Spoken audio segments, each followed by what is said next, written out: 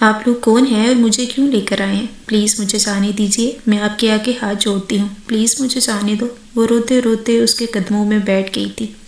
بہت جلد ہی تمہیں پتہ چل جائے گا کہ ہم تمہیں کیوں لے کر آئے ہیں اور کس لیے۔ ہم مزید بکواس کرنے کی کوئی ضرورت نہیں، خاموشی سے کھانا کھاؤ۔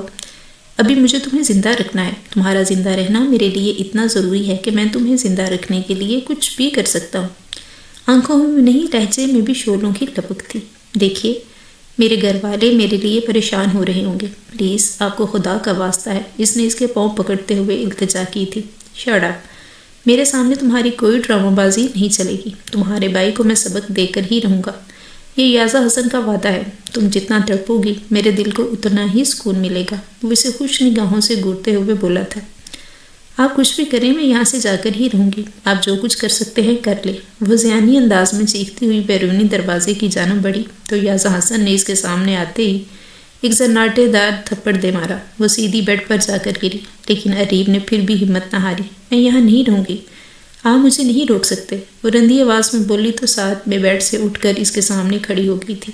تم جو کر سکتی ہو کر لو، لیکن تم یہاں سے کبھی نہیں جا سکتی ہو اور نہ ہی کبھی اپنے گھر والوں سے مل سکو گی۔ وہ اس کی جانب بڑھتے ہوئے سفاک انداز میں بولا تھا تو وہ پیچھے ہٹتے ہوئے خوفزدہ ہو کر دیوار سے لگ گئی۔ یازا نے اس کے نزدیک پہنچ کر دونوں ہاتھوں اس کے دائیں جانب جمائے اور اس کے چہرے کو بغور تکنے لگا۔ آنکھوں کی سرخی مزید گہری ہو گئی تھی۔ میری بہن میں کی درد میں ڈوبی سسکیوں اور آنکھوں میں آئے آنسوؤں کا حساب تمہیں دینا ہوگا۔ تمہیں بھی اسی طرح رونا ہوگا۔ سجاول ملک کو بھی وہی درد تکلیف برداشت کرنی ہوگی جو میں کر رہا ہوں۔ اس کی عزت کا جنازہ ویسے ہی نکلے گا جیسے اس نے میری بہن کے ساتھ کیا تھا۔ آج میں تم سے نکاح کروں گا، پھر دیکھتا ہوں کہ وہ کیسے بے بس ہوتا ہے۔ مجھے بے حسی و بے خودی کی مسند پر بٹھانے والی ذات تمہارے بھائی کی ہے۔ اب تم ان سب زیادتیوں کا شکار اور میری بہن کے ایک ایک آنسو کا پورا پورا حساب دو گے۔ اس کے اندر کا زخمی مرد ازدہے کی طرح پھنکار رہا تھا، بہت زہریلے، بہت بھیانک اور خوفناک انداز میں۔ میں مر کر بھی آپ سے شادی نہیں کروں گی۔ مجھے نہیں پتا کہ بھیا نے آپ لوگوں کے ساتھ کیا کیا ہے، مگر میں نے کچھ نہیں کیا ہے جس کے لیے آپ یہ سب کر رہے ہیں۔ اس کی چیخ آنسوؤں میں ڈوب گئی تھی۔ یہ تو اب کچھ دیر میں ہی پتہ چل جائے گا، تم شادی کر رہی ہو یا نہیں۔ وہ ویسے بھی تم سے مشورہ کو مانگ رہا ہے۔ وہ دھمکیاں محض دھمکیاں نہ تھیں، اس کا دہتا ہوا لہجہ سچا اور محفوظ تھا۔ اماں، آپ کو کیا ہوا ہے؟ دیکھیے اماں، وہ جہاں کہیں بھی ہوگی ہم اسے ڈھونڈ لیں گے، پلیز ہوش میں آئیں۔ احمد نے ان کو بیڈ پر لٹاتے ہوئے کہا تھا۔ مجھے کچھ نہیں پتا، میری بچی کا پتہ کرو کہاں پر ہے۔ میری جان، ارے اسے تو کچھ زمانے کا پتہ نہیں ہے، نہ جانے کہاں پر ہوگی اور کس حال میں ہوگی۔ اماں، سجاول بھائی، بلاول اور شہزادی بھائی گئے ہوئے ہیں، اب دیکھنا کہ وہ ریب کو ساتھ لے کر ہی آئیں گے انشاءاللہ۔ احمد خود اندر سے گھبرا رہا تھا لیکن ماں کو تسلی دے رہا تھا۔ احمد، تو جانتا ہے وہ کتنی معصوم اور بولی والی ہے، اسے تو رشتوں کا بھی علم نہیں۔ وہ تو کالج بھی تمہارے ساتھ جاتی تھی اور تمہارے ہی ساتھ آتی تھی، اب کہاں ہوگی؟ یا اللہ، تو میری بچی کی حفاظت کر۔ دعا کرتے ہوئے اس کی نظر بیرونی دروازے کی جانب اٹھی جہاں سے سجاول شکستہ قدموں سے واپس آ رہا تھا۔ سجاول، تو آ گیا، بتا میری بچی کہاں ہے؟ اس کو ساتھ لے کر نہیں آئے؟ وہ ان کی جانب بے قراری سے دیکھ کر بولی۔ اماں، ہر جگہ دیکھ لیا، ہر جگہ پتہ کیا، پر وہ کہیں نہیں ملی۔ ہر وہ جگہ دیکھی جہاں اس کے ہونے کا امکان تھا۔ کالج میں نہیں ہے، اس کے دوستوں کے گھر تک گیا، پر وہ نہیں ملی۔ ابھی سجاول بات کر ہی رہا تھا کہ فون کی بیل ہوئی۔ احمد نے چھپڑنے کے انداز میں ریسیور اٹھا لیا۔ ہیلو، کون بات کر رہے ہیں؟ سجاول ملک کو فون دو۔ ریسیور کی دوسری طرف سے نہایت ہی سخت انداز میں سجاول کو بلایا گیا تھا۔ احمد نے نہ سمجھنے والے انداز میں ریسیور سجاول کو پکڑا دیا۔ سجاول نے الجھے ذہن کے ساتھ رسیو کیا۔ ہیلو، میں نے سنا ہے کہ تم اپنی بہن کو تلاش کرتے پھر رہے ہو۔ قسم سے تم زمین و آسمان کی ایک کر دو پھر بھی اس کو نہیں پا سکو گے۔ اگر کبھی وہ تمہارے سامنے آ بھی گئی تو بھی تمہیں اس کو ساتھ لے جانے کا حق نہیں ہوگا۔ اب پتہ چلے گا تمہیں کہ بہن کا درد کیا ہوتا ہے۔ جتنا برا تم نے میری بہن کے ساتھ کرنا تھا کر لیا، اب تم دیکھنا کہ میں تمہاری بہن پر زندگی کیسے تنگ کرتا ہوں۔ خوشی کے نام کو ترس جائے گی اور اس کے دکھ میں تم اذیت میں رہو گے، اور اگر تم اذیت میں رہو گے تو میں خوش رہوں گا۔ اب تمہیں پتہ چلے گا کہ دوسروں کی عزت سے کھیلنا کتنا برا ہوتا ہے۔ آج صرف اور صرف تمہاری وجہ سے میری بہن موت کی دہلیز پر کھڑی ہے۔ یزان حسن کے لفظ سے آگ آگ لپک رہی تھی۔ سجاول ساکت اور خاموشی سے سن رہا تھا، اس میں جیسے تمام سوچنے سمجھنے کی صلاحیت ختم ہو گئی تھی۔ اس طرح تو اس نے سوچا بھی نہ تھا کہ اس کے گناہ کی سزا اس کی معصوم بہن جھیلے گی۔ کیا ہوا ہے سجاول؟ کس کا فون ہے؟ بچے کچھ بتاؤ تو، آخر بولتے کیوں نہیں ہو؟ اماں نے اسے جھنجھوڑتے ہوئے پوچھا تھا۔ کسی کا بھی نہیں، آپ فکر نہ کریں، میں جا کر عریب کا پتہ کرتا ہوں۔ سجاول نے بری طرح چونک کر جواب دیا اور پھر لمبے لمبے ڈگ برتا باہر نکلتا چلا گیا۔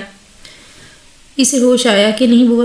نہیں بیٹا، ہوش نہیں آ رہا، کسی ڈاکٹر کو بلوا لو، بوائے فکر مند سے کہا۔ نہیں، اس کی ضرورت نہیں ہے، میں خود جا کر دیکھتا ہوں۔ یزدان جارحانہ انداز میں اس کی جانب بڑھا تھا، وہ ویسے ہی بے ہوش تھی، اور اس کی جانب بڑھا سائڈ ٹیبل پر پڑا پانی کا جگ اٹھا کر سارے کا سارا اس پر ڈال دیا۔ وہ ہڑبڑا کر ہوش میں آئی تھی۔ پانی میں چلے جانے کی وجہ سے دماغ چکرا رہا تھا اور اپنا سر دونوں ہاتھوں میں تھامے ہوئی تھی۔ اس نے جھک کر اسے دیکھا، پھر ایک دم سیدھا ہو گیا اور بولا، ابھی اور اسی وقت ہمارا نکاح ہوگا۔ اگر تم نے مولوی کے سامنے کوئی بکواس کی تو مجھ سے برا کوئی نہ ہوگا۔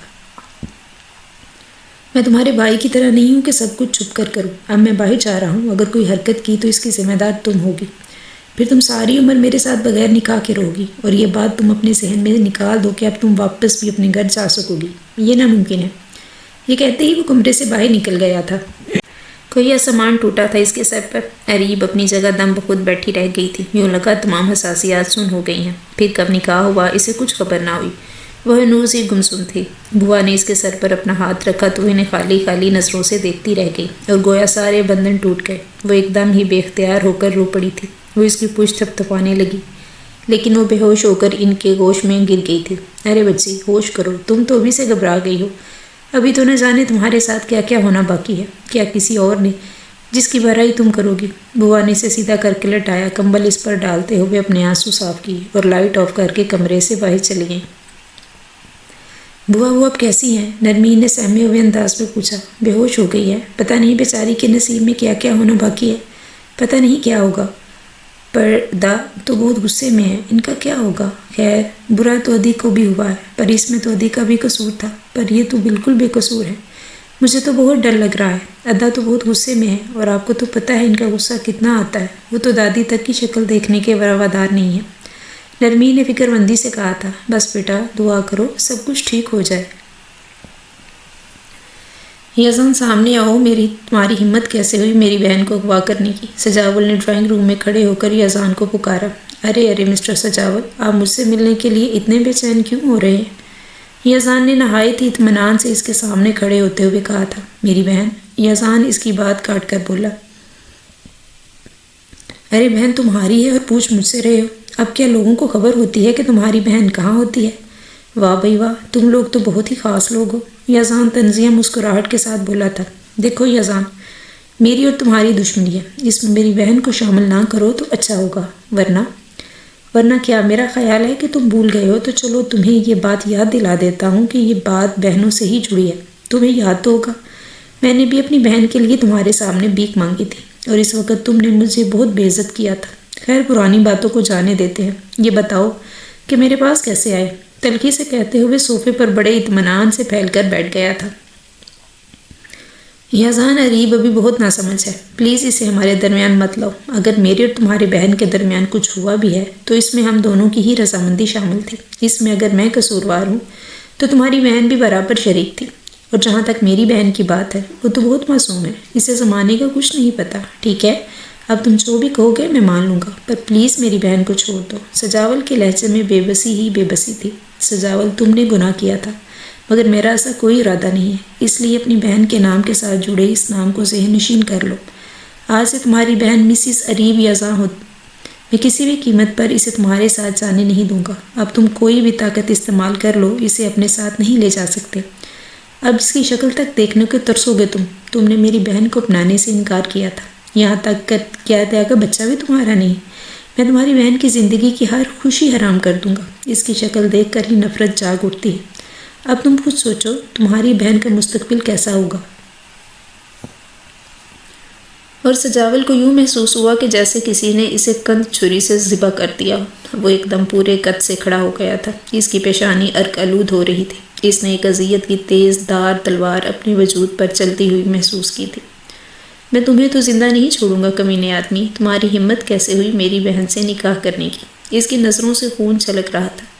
یاناز ونوس سکون سے ہی بیٹھا اسے دیکھ رہا تھا۔ اچھا بھائی، اب تمہاری تسلی ہو گئی ہو تو میں اپنے کمرے میں جانا چاہتا ہوں۔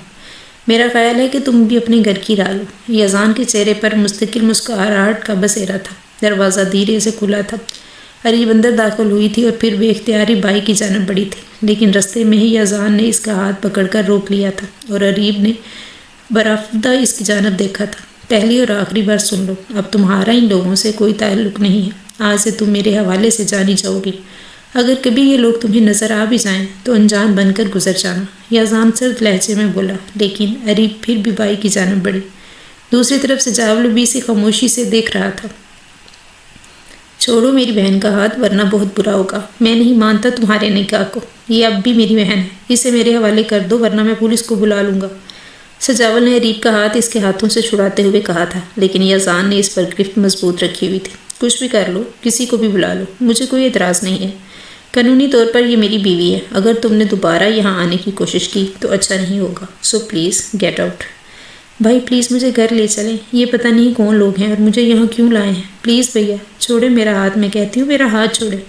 مجھے میرے بھائی کے ساتھ جانا ہے، میں یہاں نہیں رہ سکتی، مجھے اماں کے پاس جانا ہے۔ اریب نے اپنے آپ کو اس کی گرفت سے آزاد کرانے کی کوشش کی، لیکن یزان کی گرفت اتنی کمزور نہیں تھی کہ وہ اتنی آسانی سے نکل سکے۔ شٹ اپ، بند کرو اپنی بکواس۔ اور تمہیں اس طرف آنے کو کس نے کہا تھا؟ بوا، بوا، وہ غضبناک آواز میں پکارا تھا۔ اس کی پکار پر بوا ہانپتی کانپتی اندر داخل ہوئی تھی۔ ارے کیا ہوا بیٹا؟ پھر اریب اور سجاول پر نظر پڑتے ہی وہ ساری بات سمجھ گئی۔ رنگت خوف سے زرد ہو گئی تھی کہ نہ جانے اب کیا ہونے والا ہے۔ اسے کمرے میں لے جائیں، پھر دوبارہ یہ مجھے یہاں نظر نہیں آئے، اور اگر نظر آ گئی تو مجھ سے برا کوئی نہیں ہوگا۔ وہ اس کا بازو پکڑ کر اندر جانے لگی تھی کہ اریب اپنا ہاتھ چھڑوا کر پھر سجاول کی جانب بڑھی اور بے ساختہ ہی اس کے سینے سے لگ کر رونے لگی۔ بھائی میں یہاں کیوں لائی گئی ہوں؟ پلیز بھائی یہ مجھے کہاں لے کر آئے ہیں؟ بتائیے نا، میں نے تو کسی کا برا نہیں کیا، پھر میرے ساتھ ایسا کیوں ہو رہا ہے؟ میں مر جاؤں گی بھیا۔ وہ روتے ہوئے زمین پر بیٹھتی چلی گئی اور سجاول کے پاس اس کے سوالوں کے جواب نہیں تھے، اس لیے ہارے ہوئے انسان کی طرح بیرونی دروازے کی جانب بڑھتا چلا گیا۔ اسے ایسے لگا کہ اگر وہ کچھ دیر یہاں مزید کھڑا رہا تو ضرور پتھر کا ہو جائے گا۔ بہن کی ایسی حالت اس نے دیکھی نہیں جا رہی تھی۔ اپنی نازوں سے پلی بڑی لاڈلی اور جان سے پیاری بہن جس کی آنکھوں میں آنسو چاروں بھائیوں سے برداشت نہیں ہوتے تھے، اور آج وہ اپنی ہی بھائی کی غلطی کی سزا جیل رہی تھی اور زاروں قطار رو رہی تھی۔ یہ سب ناقابل برداشت تھا۔ شکست خوردہ قدموں سے گھر میں داخل ہوتے ہی اماں اور تینوں بھائیوں کے سامنے سجاول کی ہمت جواب دے گئی تھی۔ وہ گھٹنوں کے بل بیٹھ کر پھوٹ پھوٹ کر رو دیا۔ وہ شخص آج اپنی بہن کے لیے رو رہا تھا جس کا دعویٰ تھا کہ وہ زندگی میں کبھی شکست نہیں کھا سکتا، اور آج قسمت کے اس مذاق پر رو رہا تھا۔ یزان حسن نے اس کو بہت بڑی شکست سے دوچار کیا تھا۔ اماں نے بے ساختہ ہی اپنا ہاتھ دل پر رکھا اور اپنے ہی کسی خیال سے دامن چھڑا کر پوچھا، کیا ہوا سجاول؟ بول میری بیٹی کہاں ہے؟ تو بتاتا کیوں نہیں ہے؟ سجاول میری بچی کہاں ہے؟ انہوں نے اسے جھنجھوڑ کر پوچھا تھا۔ اماں میں نے وہ میری وجہ سے اس کا لہجہ ہے بے ربط ہو رہا تھا۔ کیا تیری وجہ سے؟ کیا بولا؟ کیا ہوا ہے سجاول؟ وہ نہایت ہی بے قراری سے بولی تھی۔ اماں میری غلطی کی وجہ سے ایسے حالات میں چلی گئی ہے کہ میں اپنے آپ کو دلدل میں دستہ ہوا محسوس کر رہا ہوں۔ میری وجہ سے وہ مجھے معاف۔ الفاظ بے ربط ہو رہے تھے اور پھر سینے پر ہاتھ رکھ کر وہ جھکتا چلا گیا۔ سجاول اور مائزہ یونیورسٹی میں ملے تھے، دونوں ہی اپر کلاس سے تعلق رکھتے تھے۔ دونوں میں دوستی ہو گئی اور پھر دوستی کب پسند میں تبدیل ہوئی پتہ ہی نہ چلا، اور وہ ایک دوسرے کے اتنے قریب آ گئے کہ گناہ کو بھی صحیح قرار دینے لگے۔ مائزہ تو سجاول کو دل و جان سے چاہتی تھی، لیکن سجاول کے لیے وہ صرف دل بہلانے کا ایک سامان تھی، اور اسے دل بہلاتا رہا اور اس کے بہلنے کا سامان بنتی رہی۔ اور پھر کچھ ہی عرصے بعد مائزہ نے سجاول کو بتایا کہ وہ اس کے بچے کی ماں بننے والی ہے، اور وہ چاہتی تھی کہ اس کو سجاول کو اب شادی کر لینی چاہیے، لیکن سجاول نے اسے دو ٹوک جواب دے دیا کہ وہ اس سے شادی نہیں کر سکتا۔ میں تمہارے جیسی لڑکی سے شادی نہیں کر سکتا۔ تم جیسی لڑکی سے دل تو بہلایا جا سکتا ہے، پر شادی میں کسی شریف لڑکی سے کرنا چاہتا ہوں، تم سے نہیں۔ کیا معلوم یہ بچہ میرا ہے کہ نہیں؟ تم جیسے میرے قریب آئی ہو اور ایسے کسی اور کے قریب بھی ہو سکتی ہو۔ اب الزام میرے سر پر ہی رکھ رہی ہو، میں کیسے یقین کر لوں؟ سجاول کے چہرے پر مخصوص مسکراہٹ تھی اور مائزہ پتھر کی طرح ساکت کھڑی تھی۔ آنکھوں میں بے یقینی تھی کہ یہ سب اس کا سجاول اس کے لیے کہہ رہا ہے۔ دل جیسے دھڑکنا ہی بھول گیا تھا۔ ادھر وہ بغیر کچھ کہے اس کے راستے سے ہٹتی چلی گئی اور جیسے کچھ کہنے کو بچا ہی نہ ہو۔ وہ اپنے آپ کو کیسے گھر لائی تھی کچھ پتہ نہ تھا۔ وہ بالکل ہی چپ ہو کر رہ گئی تھی، جیسے اپنی زندگی سے بڑھ کر چاہا ہو، اسے اپنے سے بڑھ کر دیان رکھا ہو، جس کے ہونے سے احساس سے آپ جیتے ہیں۔ جب وہی شخص روح پر وہ الفاظ کہے تو جینے کا مقصد ہی کیا رہ جاتا ہے؟ بوا اس کے رنگ ٹنگ دیکھ کر دہل گئی تھی۔ کسی انہونی کا احساس ان کو ہلا رہا تھا۔ وہ بچی نہیں تھی کہ اس کے انداز کو نہ سمجھتی۔ مائزہ تمہیں پتہ ہے اگر تمہارے ادا کو پتہ چل گیا تو کیا ہوگا؟ کون ہے وہ شخص جس کی وجہ سے آج تمہاری یہ حالت ہے؟ کیا تمہیں یہ پتہ نہیں ہے کہ ہمارے خاندان سے باہر شادی کرنے کا کوئی رواج نہیں ہے؟ میں کیا جواب دوں گی تمہارے ادا کو؟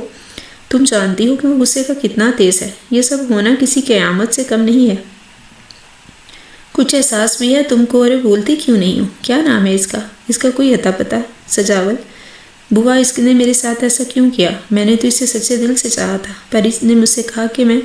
پھر وہ پھوٹ پھوٹ کر رو دی اور باہر کھڑے یزدان کو زمین و آسمان گردش کرتے ہوئے محسوس ہونے لگے۔ اعصاب ہل کر رہ گئے۔ وہ غضبناک اور کمرے میں داخل ہوا اور کھینچ کر ایک تھپڑ مائزہ کے مارا، پھر دوسرا، پھر تیسرا۔ اتنے میں بوا نے اس کا ہاتھ پکڑ کے اسے اللہ کا واسطہ دیا کہ اس کی حالت ایسی نہیں ہے۔ بوا رندی ہوئی آواز میں کہا اور باقی کے الفاظ آنسوؤں میں بہہ گئے۔ مائزہ گمسم سی کیفیت میں بیٹھی ہوئی تھی کہ جیسے تمام سوچنے سمجھ کی صلاحیت کھو بیٹھی ہو۔ یزدان دونوں ہاتھوں میں سر تھام کر بیٹھ گیا۔ اس نے کچھ سمجھ میں نہیں آ رہا تھا کہ وہ کیا کرے کیا نہیں۔ کافی دیر سوچنے کے بعد ایک فیصلہ کر کے وہ اپنے کمرے سے باہر چلا گیا تھا۔ مجھے سجاول ملک سے ملنا ہے، ان سے کہیے کہ یزدان حسن آئے ہیں۔ ملازمہ اس کو ڈرائنگ روم میں بٹھا کر سجاول ملک کو بلانے چلی گئی۔ یزدان بے چینی سے اس کا انتظار کرنے لگا۔ تھوڑی دیر میں سجاول اندر آیا۔ السلام علیکم۔ دونوں نے مصافحہ کیا۔ جی کہیے میں آپ کی کیا خدمت کر سکتا ہوں؟ سجاول نے بیٹھتے ہوئے کہا تھا۔ دیکھیے میں کوئی لگی بندی بات نہیں کروں گا، آپ بتائیے کہ آپ کا اور مائزہ ایک دوسرے کو کب سے جانتے؟ سجاول نے مائزہ کے نام پر چونک کر اس کو دیکھا اور بولا، میں اور مائزہ یونیورسٹی فیلو ہیں۔ لیکن یہ آپ کیوں پوچھ رہے ہیں؟ اس کے لہجے میں الجھن ہی تھی۔ میں مائزہ حسن کا بھائی ہوں، آپ نے جو کرنا تھا وہ اب کر ہی چکے ہیں۔ خیر اب بتائیے کہ آپ اس سے شادی کب کر رہے ہیں؟ ساری صورتحال آپ کو پتہ ہی ہے، جتنی جلدی ہو سکے آپ اس سے شادی کر لیں۔ یزدان نے نیچی نگاہوں سے کہا، واٹ؟ میں اور مائزہ شادی؟ How it's possible? میں اور مائزہ صرف اچھے دوست ہیں، اور جہاں تک شادی کی بات ہے تو میں کسی ایسی لڑکی سے شادی نہیں کر سکتا جو میرے ایک اشارے پر اپنی عزت داؤ پر لگا دے۔ مسٹر یزدان، آپ جس مقصد کے لیے میرے پاس آئے ہیں یہ بھی پورا نہیں ہو سکتا، اور مجھے کیا معلوم کہ وہ بچہ میرا ہے یا نہیں؟ اس بات کی کیا گارنٹی ہے؟ سجاول ملک اپنی حدوں میں رہو تو بہتر ہے۔ میں تمہاری زبان بھی کھینچ سکتا ہوں، اور یہ سب تمہیں پہلے سوچنا چاہیے تھا۔ تم دونوں نے ایک دوسرے سے پیار کیا تھا، تو پھر اپنے پیار کو اپنانے سے انکار کیوں کر رہے ہو؟ اور جن غلط الفاظ میں تم میری بہن کا ذکر کر رہے ہو، اگر کوئی تمہاری بہن کے بارے میں یہ بات کہے تو تمہارا رد عمل کیا ہوگا؟ میری بہن کی جگہ تم اپنی بہن کو رکھ کر دیکھو، پھر فیصلہ کرنا۔ یزدان حسن غسیلی مگر دھیمی آواز میں چلایا، میری بہن تمہاری بہن کی طرح آوارہ نہیں ہے، اور خبردار جو میری بہن کا نام لیا۔ سجاول نے انگلی اٹھا کر اس سے کہا، ٹھیک ہے، میں بھی تم جیسے لوگوں کے منہ نہیں لگنا چاہتا۔ آج جس جگہ پر میں کھڑا ہوں، تم سے بات کر رہا ہوں، کل اسی جگہ اسی مقام پر تم کھڑے ہوگے۔ یہ یزدان حسن کا وعدہ ہے۔ اب میں تمہیں بتاؤں گا کہ برباد ہونا کیا ہوتا ہے اور کسی کی عزت سے کھیلنا کیا ہوتا ہے۔ یہ تو میری بہن کی نادانی مجھے تمہارے در پر لے آئی ہے، ورنہ تمہارے جیسے کی طرف تو یزدان حسن نگاہ اٹھا کر نہیں دیکھتا۔ تم ہو کیا؟ تمہارا اسٹیٹس کیا ہے؟ میرے آگے تو تم کچھ بھی نہیں۔ میں چاہوں تو تمہیں کھڑے کھڑے روڈ پر لے کر آ سکتا ہوں، لیکن میں ایسا کروں گا کچھ بھی نہیں۔ یہ سزا تو تمہارے لیے بہت چھوٹی ہے۔ تکلیف تو تمہیں میں دوں گا جس کا درد بہت زیادہ ہوگا۔ یہ میری دھمکی نہیں ہے، صرف یہ سب میں کر کے رہوں گا۔ وہ رعونت سے بولا اور پھر لمبے لمبے ڈگ بھرتا ہوا چلا گیا۔ سجاول کی نگاہیں اب تک وہاں ہی تھی جہاں سے یزدان ابھی گزرا تھا۔ مائزہ کی طبیعت بہت خراب رہنے لگی تو یزدان اسے ہسپتال لے آیا۔ وہ کچھ نہ بولتی تھی اور نہ ہی کسی کو پہچانتی تھی۔ اس کی حالت دیکھ دیکھ کے یزدان کا غصہ حدوں سے گزرنے لگا۔ پھر اس کا دل چاہتا کہ وہ سجاول ملک کو قتل کر دے، یا شاید وہ ایسا کر بھی گزرتا، لیکن اتنی آسان موت تو میں اسے کبھی بھی نہیں دوں گا۔ اسے تو ایسی سزا دوں گا کہ وہ پل پل تڑپے، لمحہ لمحہ مرے۔ وہ قہر آلود لہجے میں بولا۔ آنکھوں کی سرخی مزید گہری ہو گئی۔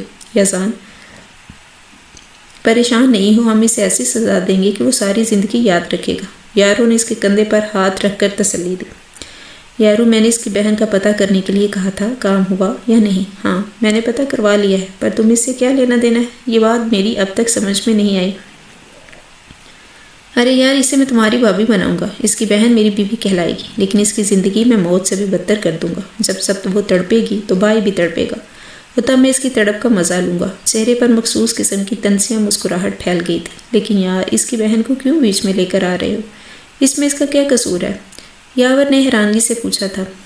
قصور تو میری بہن کا بھی نہیں تھا، پھر اس کے ساتھ ایسا کیوں ہوا؟ چلو میری بہن تو میرے پاس ہے، چاہے کسی بھی حالت میں، پر وہ اپنی بہن کی شکل دیکھنے کے لیے ترس جائے گا۔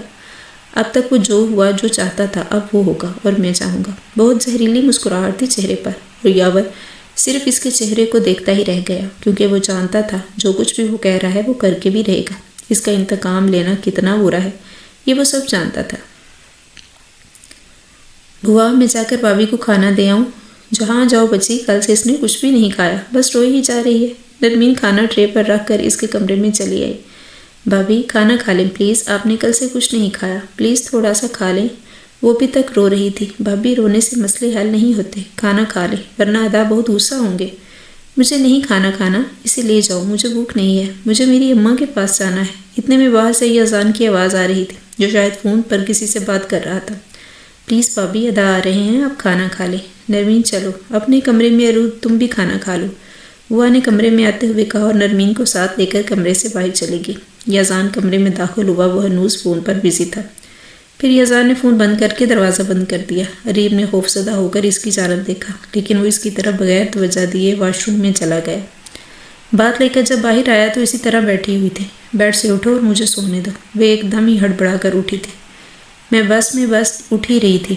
اور ہاں سنو، یہ کھانا کھا رکھا ہے، اسے کھاؤ، مجھے اپنی بات بار بار دہرانی نہ پڑے۔ تم اس گھر میں ایسے ہی رہو گی جیسے میں چاہوں گا، سمجھی؟ اپنے گھر والوں کا نام بھی زبان پر نہ لانا، زبان کاٹ کر رکھ دوں گا۔ اور یہ کھانا کھاؤ اور سو جاؤ، صبح تمہیں کام بھی کرنے ہیں۔ یزان صفاقی سے کہتا ہوا بیڈ پر لیٹ گیا اور اریب چپ چاپ بیٹھ کر کھانا کھانے لگی۔ زندگی میں کبھی ایسا موڑ آئے گا کبھی سوچا نہ تھا۔ کون ہے یہ لوگ، کیا چاہتے ہیں؟ اور انہوں نے میرے ساتھ نکاح بھی کر لیا ہے، لیکن دل یہ رشتے نہیں مانتا ہے۔ آخر بھیا نے کیا کیا تھا؟ میں کیا کروں مولا؟ کچھ تو راہ دکھا مجھے، میری تو کچھ سمجھ میں نہیں آ رہا۔ وہ خاموشی سے برتن اٹھا کر دروازہ بند کر کے باہر چلی آئی۔ گھر کے رستوں کا پتہ تو نہیں تھا، لیکن ایک لائٹ روشن تھی تو اس سمت چلی آئی تو سامنے اندازے کے مطابق کچن ہی تھا۔ کچن میں پہلے ہی کوئی تھا۔ ارے بیٹا تم کیوں لائی، میں خود ہی لے آتی۔ خیر آؤ بیٹھو، بوا نے اس کے ہاتھ سے برتن لیتے کہا۔ آنٹی مجھے آپ سے ایک بات پوچھنی ہے، اگر آپ، میرا مطلب ہے مجھے میرے ہونے کا وجہ بتا سکتی ہیں؟ میرے بھائی نے ایسا کیا کر دیا ہے کہ جس کی پاداش میں مجھے یہاں لایا گیا ہے؟ کیا میں وجہ جان سکتی ہوں؟ پلیز، میں مزید کچھ دن ایسے ہی رہی تو مر جاؤں گی میں۔ آپ آگے کے الفاظ رونے کی وجہ سے منہ میں ہی رہ گئے تھے۔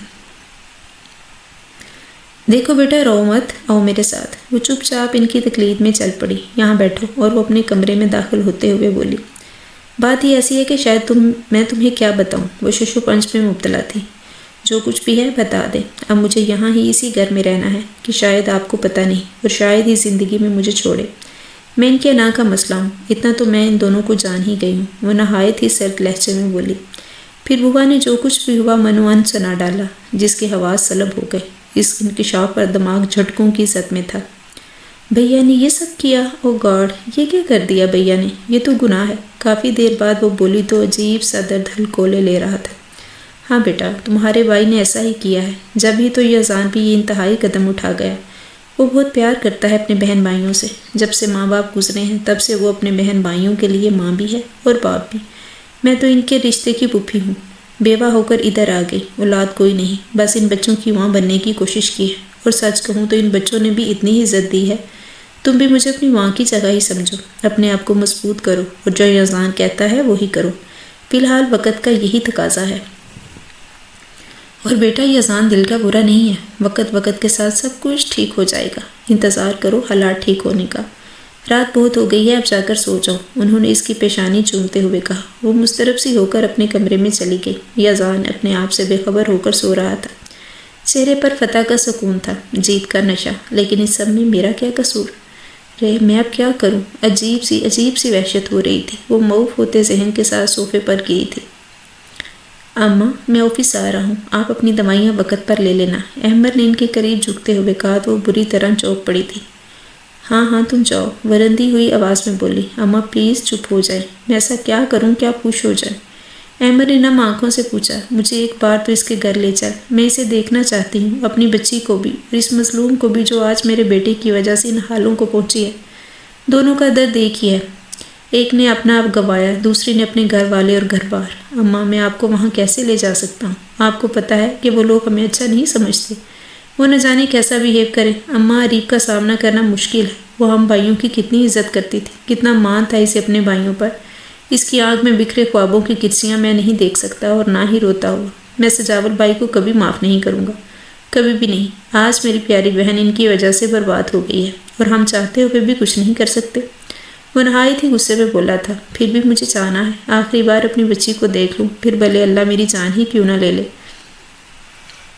وہ بے اختیار ہو کر رو پڑی تھی۔ اماں پلیز ایسی باتیں مت کریں، بہن کو کھویا ہے، لیکن یہ اطمینان بھی ہے کہ وہ اس دنیا میں ہے، چاہے جہاں بھی ہے پر زندہ ہے، پر آپ کو گوانے کا حوصلہ ہم میں نہیں۔ چلیے میں آپ کو لے چلتا ہوں۔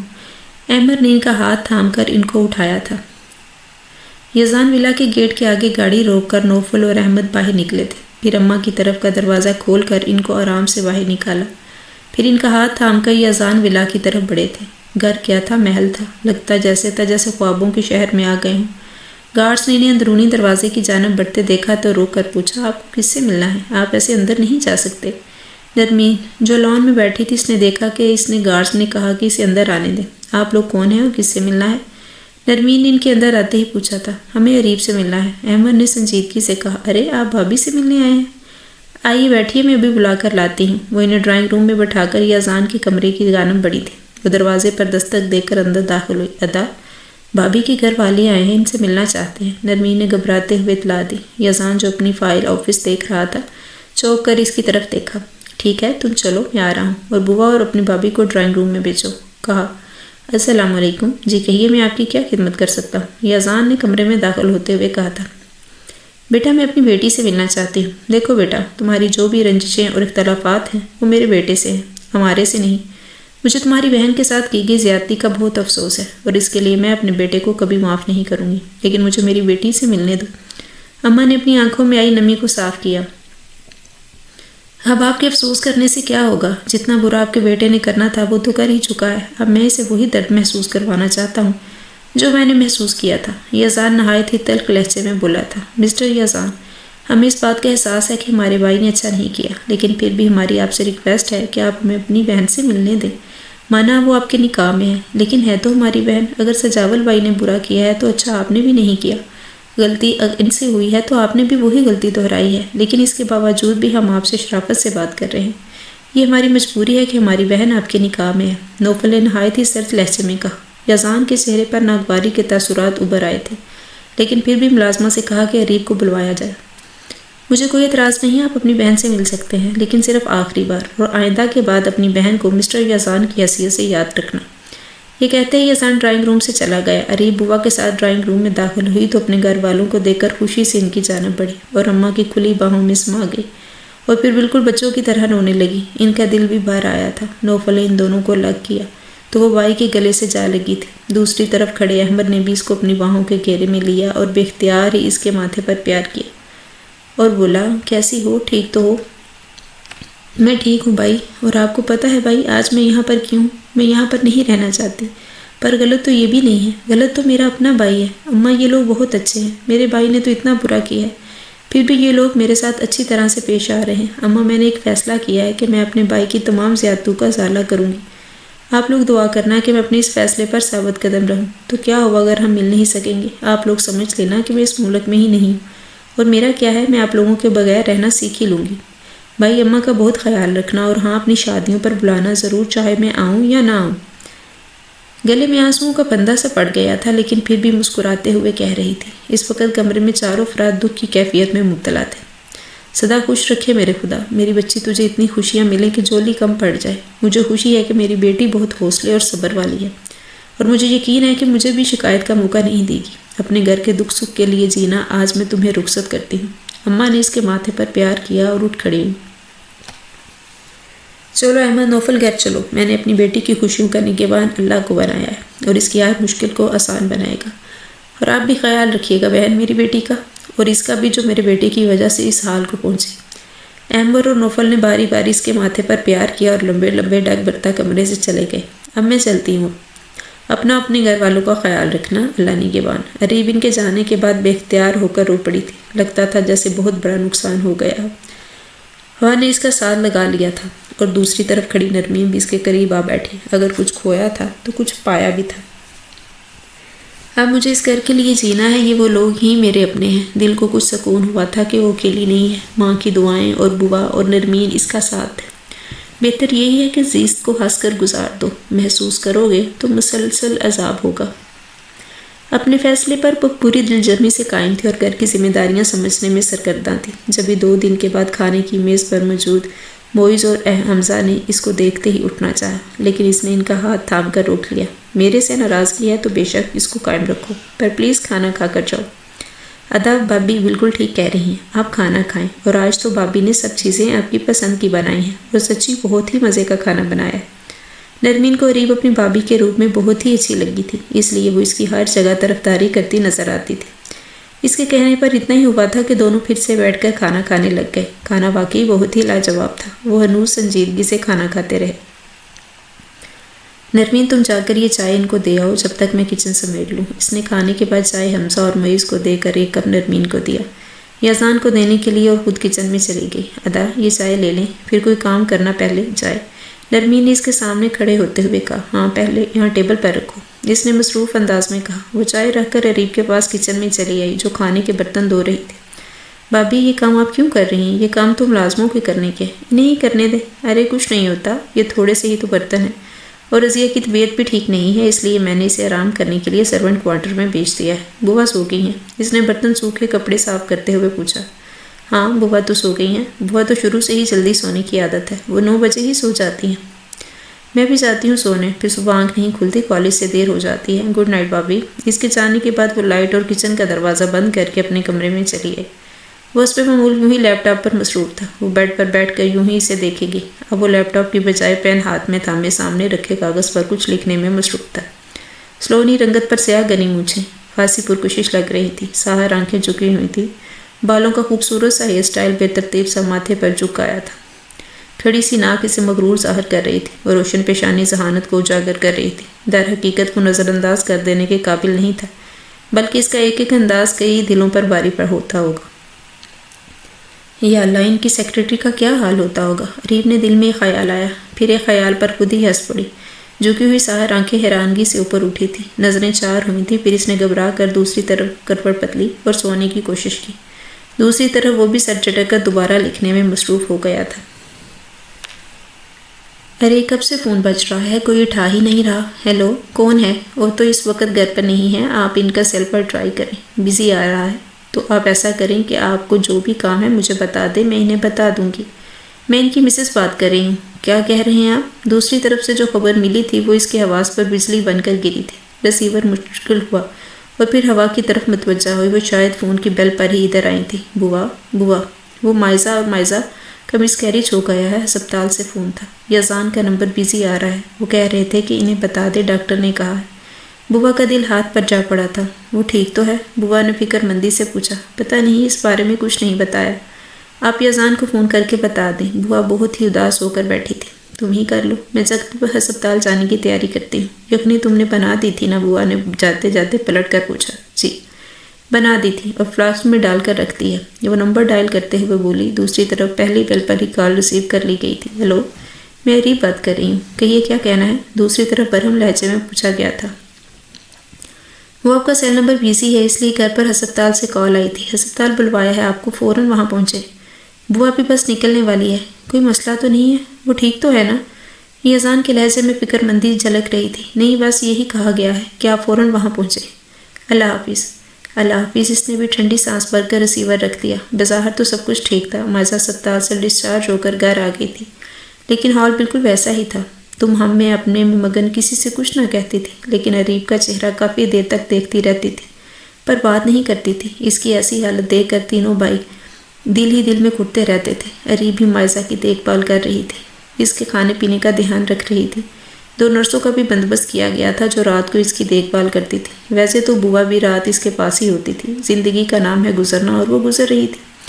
چاہے جیسے بھی، اریب مائزہ کو دیکھ کر اکثر سوچتی تھی کہ یہ کتنی خوبصورت ہے، آپ نے ایسا کیوں کیا؟ بھائی کتنا اچھی لگتی ہے یہ آپ کے ساتھ چلتے ہوئے، اب تو کیسی گمسم ہو کر رہ گئی ہے۔ کاش میں ان کی خوشی ان کو لٹا سکتی۔ اللہ تو بڑا غفور و رحیم ہے، ان کو ان کی خوشیاں لٹا دے۔ وہ دل سے دعا گو تھے۔ موسم کافی سرد تھا، ہلکی ہلکی ٹھنڈی ہوائیں موسم کو خنکی بخشی چاروں طرف پھیلی ہوئی تھیں۔ شام نے آہستہ آہستہ اپنا سرمائی آنچل اوڑھنا شروع کر دیا تھا۔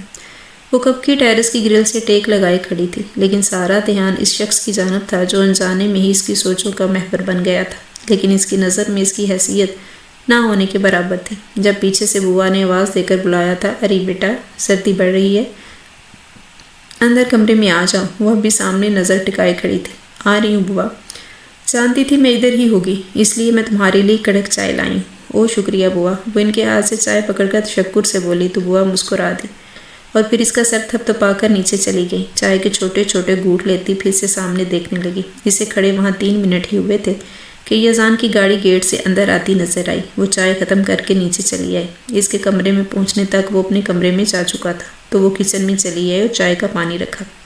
جب تک چائے بنی حمزہ اور معیز بھی آ چکے تھے۔ پہلے ان دونوں کو چائے دی، پھر اس کا کپ لے کر کمرے میں آئی تو شاید وہ بھی نہا کر نکلا تھا کیونکہ بال ابھی تک گیلے تھے۔ یہ آپ کی چائے؟ وہ جھجکتے ہوئے بولی۔ وہاں ٹیبل پر رکھ دو، کیا میرے سر پر انڈیلنی ہے؟ عجیب کاٹدار لہجہ تھا اس کی، وہ بلبلا کر رہ گئی۔ کمرے میں جا بجا چیزیں بکھری پڑی تھی۔ ٹائی ٹیبل پر پڑی تھی، ایک شوز وارڈروب کے پاس تھا اور دوسرا ڈریسنگ ٹیبل کے پاس۔ بیلٹ اور کوٹ صوفے پر تھے۔ آج شاید موڈ ٹھیک نہیں تھا، اللہ جانے کبھی زندگی میں مسکرائے بھی ہوں گے یا نہیں۔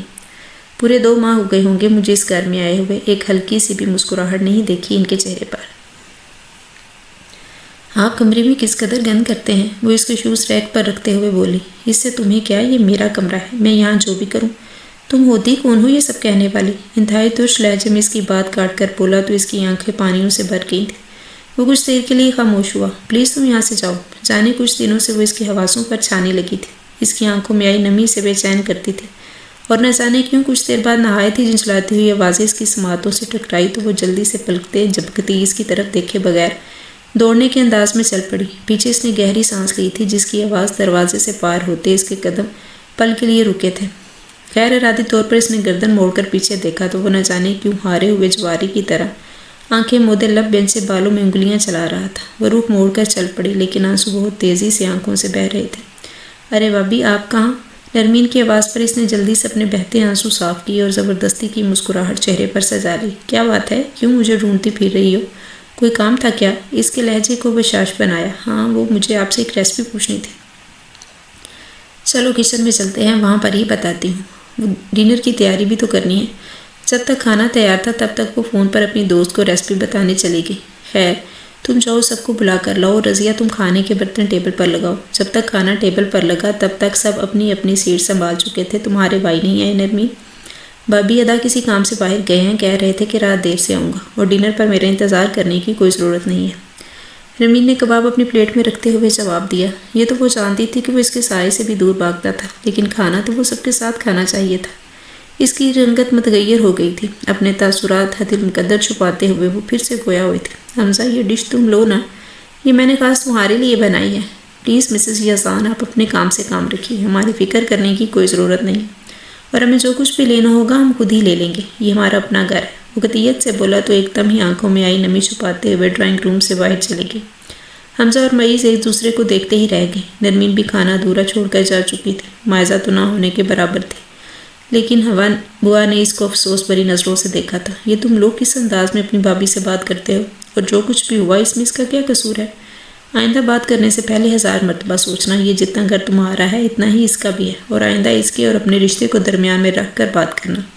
اسے وہی عزت دو جو اس گھر کے فرد کو دی جاتی ہے، مجھے بار بار اپنی بات دہرانی نہ پڑے، بوا نے غصے بھرے لہجے میں کہا تو وہ دونوں شرمندہ ہو کر سر جھکا گئے۔ رات میں وہ گھر ہی نہ لوٹا اور کسی اور نے نہیں محسوس کیا مگر وہ اس کی بے اتنائی کو بھی بام گئی تھی۔ ساری رات اس نے رو کر گزاری تھی، تبھی تو صبح اٹھنے پر سوجی آنکھیں پرمستہ چہرہ ہو چکا تھا۔ سامنے دیکھا تو اس وقت آفس جانے کے لیے مکمل طور پر تیار ہو گیا تھا۔ نہ جانے وہ رات کب آیا تھا۔ وہ ڈور دھکیلتا بریف کیس پکڑے باہر نکلنے لگا تو وہ اس کے سامنے جا کھڑی ہوئی۔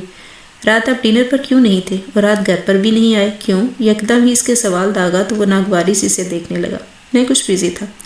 فی الفور وہ اس کے سامنے سے ہٹنا چاہتا تھا۔ بزی تھے یا آنا نہیں چاہتے تھے؟ نہایت چبھتے لہجے میں اس نے پوچھا۔ تم جو بھی سمجھ لو، اور پلیز مجھے جانے دو۔ وہ کلائی موڑ کر گھڑی دیکھنے لگا تھا۔ آپ اتنے بے حس کیوں ہیں؟ شاید تمہیں لگتا ہے۔ اس نے کندھے جھکا کر بریف کیس دونوں ہاتھوں میں منتقل کیا اور جیبیں ٹٹول کر گاڑی کی چابی ہونے کی موجودگی کو محسوس کیا۔ پھر اس کے سامنے آنے سے اس کو رکنا پڑا تھا۔ اس نے عجیب سرد نگاہوں سے اسے دیکھا تھا۔ یزان میں نے آپ کے لیے مائنڈ اٹ، میں ان لوگوں کو ان کی حد میں رکھنے کا قائل ہوں۔ کیا میں بھی آپ کے لیے لوگ ہوں؟ وہ ٹوٹے ہوئے لہجے میں بولی، کچھ مختلف بھی نہیں ہوں۔ اس کے ساتھ چڑک دیا، ویل مجھے اجازت دیں، وہ بے مروتی سے کہتا گاڑی میں بیٹھ کر وہاں سے چلا گیا۔ کتنے بے حس بے مروت شخص ہو یزان حسن، اس نے بہت دکھ سے سوچا تھا۔ سجاول نے اپنے آپ کو بزنس میں اس قدر مصروف کر لیا تھا کہ اس کو نہ تو صبح کا ہوش ہوتا تھا اور نہ شام کا۔ وہ اس رات دن کو مصروفیت میں اس نے ایک فیصلہ کیا تھا کہ وہ اس پر عمل پیرا ہونے کے لیے یزان کے آفس جا پہنچا تھا۔ یزان کے سیکرٹری کے انڈر کام پر اس نے آنے کی اطلاع دی تھی۔ دوسری طرف سے یزان نے نہایت ہی ناگواری سے رسیو کو دیکھا تھا۔ ارے آپ ان کو اندر بھیج دیجیے، سارا اندر جا سکتے ہیں، سیکرٹری نے انٹر کام رکھتے ہوئے کہا تھا اور اس کے کیبن کی طرف بڑھا تھا۔ السلام علیکم، سجاول کے اندر داخل ہوتے ہوئے کہا۔ وعلیکم السلام، اتنے اچھے تو ہمارے مراسم نہیں ہے کہ ہم ایک دوسرے کی خیریت دریافت کریں۔ خیر کہو کیوں آئے ہو؟ کیا اپنی بہن کا پتہ یعنی خیریت پوچھنے آئے ہو؟ اس نے استزائیہ ہنسی کے ساتھ پوچھا۔ نہیں، میں اپنی بہن کی بات کرنے نہیں آیا، بلکہ میں تم سے تمہاری بہن کو مانگنے آیا ہوں۔ سجاول نے نہایت ہی اطمینان سے دھماکہ کیا تھا۔ واٹ اس نے یکدم ہی اپنی سیٹ سے اٹھ کیا تھا۔ دیکھو میری بات تحمل سے سنو، میں واقعی خلوص دل سے تمہاری بہن سے شادی کرنا چاہتا ہوں۔ یہ میں عریب کی وجہ سے نہیں بول رہا، بلکہ تم نے میری آنکھیں کھول دی ہیں کہ میں واقعی غلط تھا۔ آج مجھے یہ اعتراف کرنے میں کوئی قباحت نہیں کہ میں مائزہ سے بہت محبت کرتا ہوں۔ پلیز انکار کرنے سے پہلے مائزہ سے ضرور پوچھ لینا، ہو سکے تو مجھے معاف کر دینا اور اس بارے میں سوچنا ضرور۔ اس فیصلے میں ہم دونوں کی بہتری ہے۔ اب میں چلتا ہوں۔ یزان پرسوچ انداز میں دروازے کی طرف دیکھ رہا تھا جہاں سے سجاول ابھی گزر کر گیا تھا۔ وہ اس کے لیے سوچوں کے نئے در وار کر گیا تھا۔ جب سینے کے اندر سانس کے دریا ڈولتے ہیں، جب موسم سرد ہوائیں چپ سی گولتے ہیں، جب آنسو پلکیں رولتے ہیں، جب سب آواز میں اپنے اپنے بستر پر سو جاتے ہیں، تب آہستہ آہستہ آنکھیں کھولتے ہیں، دکھ بولتے ہیں۔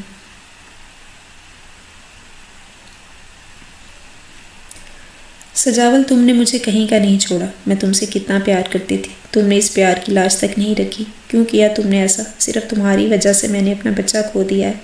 تم میرے بچے کے قاتل ہو، میں تمہیں کبھی معاف نہیں کروں گی۔ تم نے اپنے ہی بچے کو اپنانے سے انکار کر دیا۔ تم وہ نہیں ہو جسے میں نے کبھی چاہا تھا۔ تم تو کوئی عام سے مرد ہو، میرے سجاول نہیں۔ اگر ہوتے تو تم میرے ساتھ ایسا نہیں کرتے۔ I hate you. رات کی تاریکی میں اپنے آپ سے ہم کلام تھی۔ مائزہ اور بے اختیار ہی روئی جا رہی تھی۔ میں ادا یزان کا سامنا نہیں کر سکتی ہوں، اس لیے چپ چاپ رہتی ہوں۔ وہ ہماری وجہ سے تمہاری بہن سزا پا رہی ہے، وہ تو بالکل بے قصور ہے، پر میں اس کے لیے کچھ نہیں کر سکتی۔ وہ اگر کچھ کہوں تو ادا پتہ نہیں کیا کریں گی، اور اس کے ساتھ اچھا نہیں کر رہے۔ وہ اس قابل نہیں ہے اسے نظر انداز کیا جائے۔ سجاول، تمہاری بہن بہت خوبصورت ہے، لیکن ایک بات اس میں ہے کہ وہ تمہاری طرح ہے، جس پہ دردی سے وفا نہیں ہے۔ وہ اتنی اچھی ہے کہ میں شرمندہ ہوں اس سے کہ میری وجہ سے اسے کس کرائسس سے گزرنا پڑ رہا ہے، لیکن مجھے اس بات کا یقین ہے کہ ایک دن ادا اس کی محبت کے آگے گھٹنے ٹیک دیں گے۔ وہ تمہاری طرح نہیں ہے، وہ بہت اچھی ہے۔ تم نے میرے ساتھ اتنا برا کیا ہے، پھر تم بھی میری زندگی ہو، تمہارے بغیر رہنا مشکل ہے۔ تم اتنے برے ہو کہ میں اس دل میں کیوں رہتے ہو؟ میں تمہیں سوچنا نہیں چاہتی، تم میرے جذبوں کے قاتل ہو۔ وہ اپنے کمرے میں پھوٹ پھوٹ کر رو رہی تھی۔ کمرے کے باہر سے گزرتے ہی یزان کے قدم ایک پل کے لیے رکے، پھر اپنے کمرے کی جانب بڑھ چکے تھے۔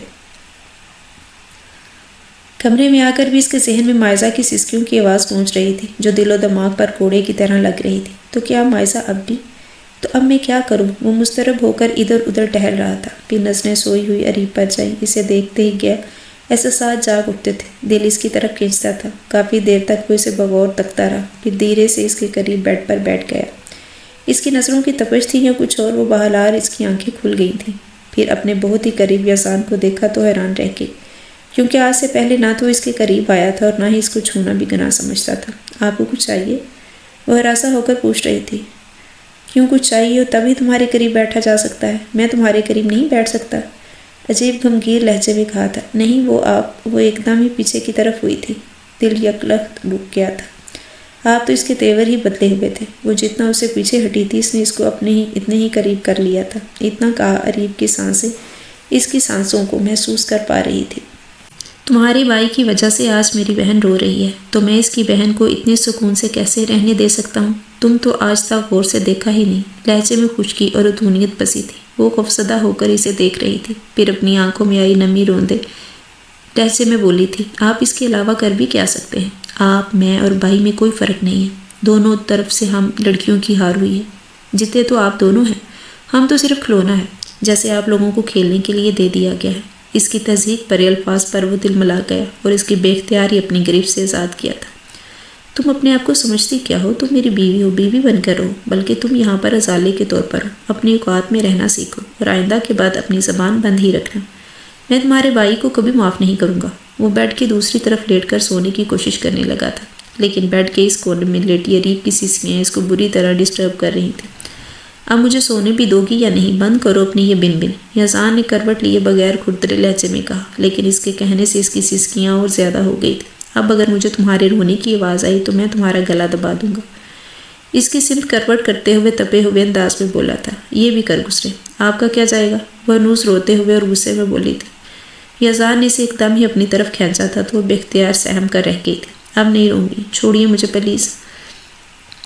اس کے سینے پر چہرہ چھپائے اریب کا پورا وجود لرز رہا تھا۔ وہ دبے دبے غصے میں چلائی تھی تو یزان نے اس کو چھوڑ دیا اور پھر سے کروٹ کے بل سونے کی کوشش کرنے لگا۔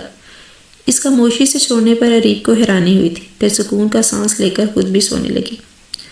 وہ نفرتوں کے سوال کرنے خواب کے جواب مانگے کہ میرے حصے میں کانٹے لکھ کر وہ مجھ سے تازہ گلاب مانگے، یہ چاہتوں کی کڑی مسافت، چلے میں تنہا شکستہ خوردہ، کوئی تو میرا درد جانے، کوئی تو اس سے حساب مانگے۔ ہیلو، میں یزان بات کر رہا ہوں۔ تم اپنی والدہ کے ساتھ آ کر کسی بھی دن شادی کی تاریخ لے جاؤ، میں تیار ہوں مائزہ کی تمہارے ساتھ شادی کروانے کے لیے۔ دوسری طرف سے سجاول نے کیا کہا اس نے سنا نہیں۔ اس نے اپنی بات کہہ کر ریسیور رکھ دیا تھا۔ اس کے لیے چائے لیتی اریب کے ہاتھ سے کپ چھوٹ کر زمین بوس ہو گیا تھا۔ کپ کے گرنے کی آواز پر وہ پلٹا تھا، پھر اس کو کھڑے دیکھ کر دوبارہ دوسری طرف متوجہ ہو گیا۔ تم اب کس سے مائزہ کی شادی کروا رہے ہو؟ آپ جانتے ہیں کہ وہ بھی ٹھیک نہیں ہے۔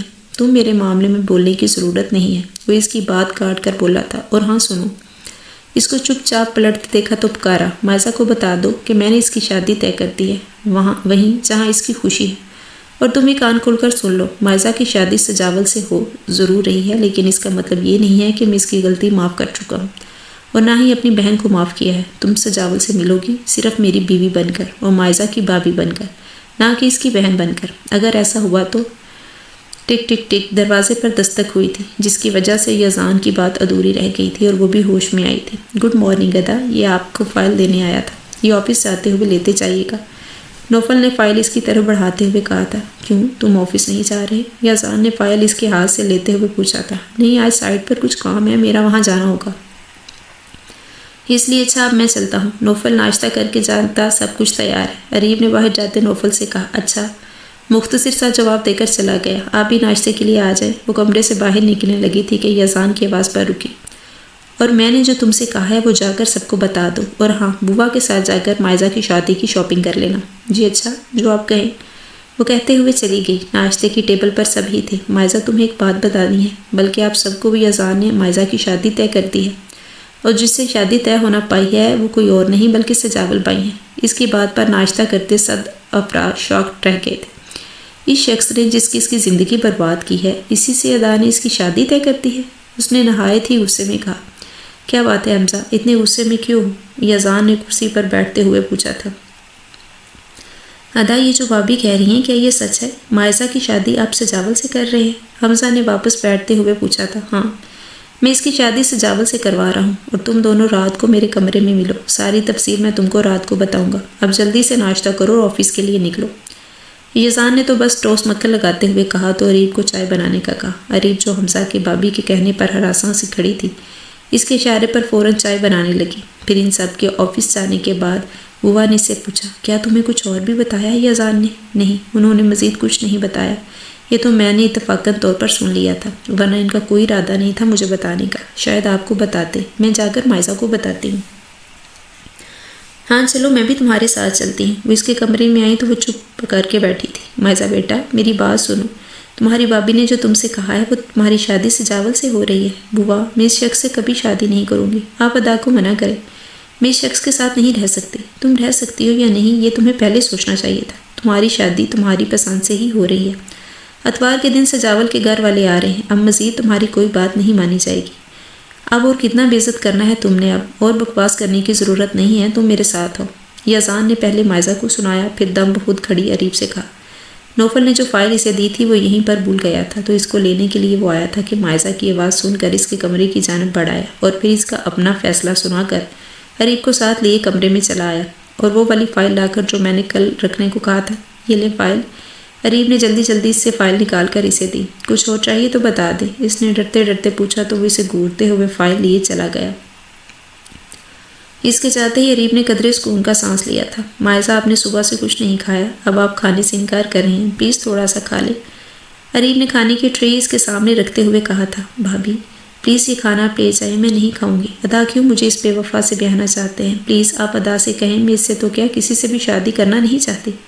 مائزہ روتے ہوئے کہہ رہی تھی، دیکھیں مائزہ، رونے سے مسئلے حل نہیں ہوا کرتے، اگر ہو جاتے تو میں بھی رو دو کے تمام مسئلے حل کر لیتی، اور جہاں تک آپ کے بھائی کا فیصلہ ہے اسے میں تو کیا کوئی بھی نہیں بدل سکتا، اور میں یہ نہیں کہتی کہ میرا بھائی بہت اچھا ہے، مجھے پتہ ہے انہوں نے آپ کے ساتھ بہت برا کیا ہے، لیکن پھر بھی آپ سجاول بھائی سے ہی شادی کریں، کیونکہ دوسرا کوئی اپنائے گا تو ایک نہ ایک دن تانا ضرور دے گا، مگر وہ آپ کو جانتے ہیں، وہ آپ کو تانا نہیں دیں گے۔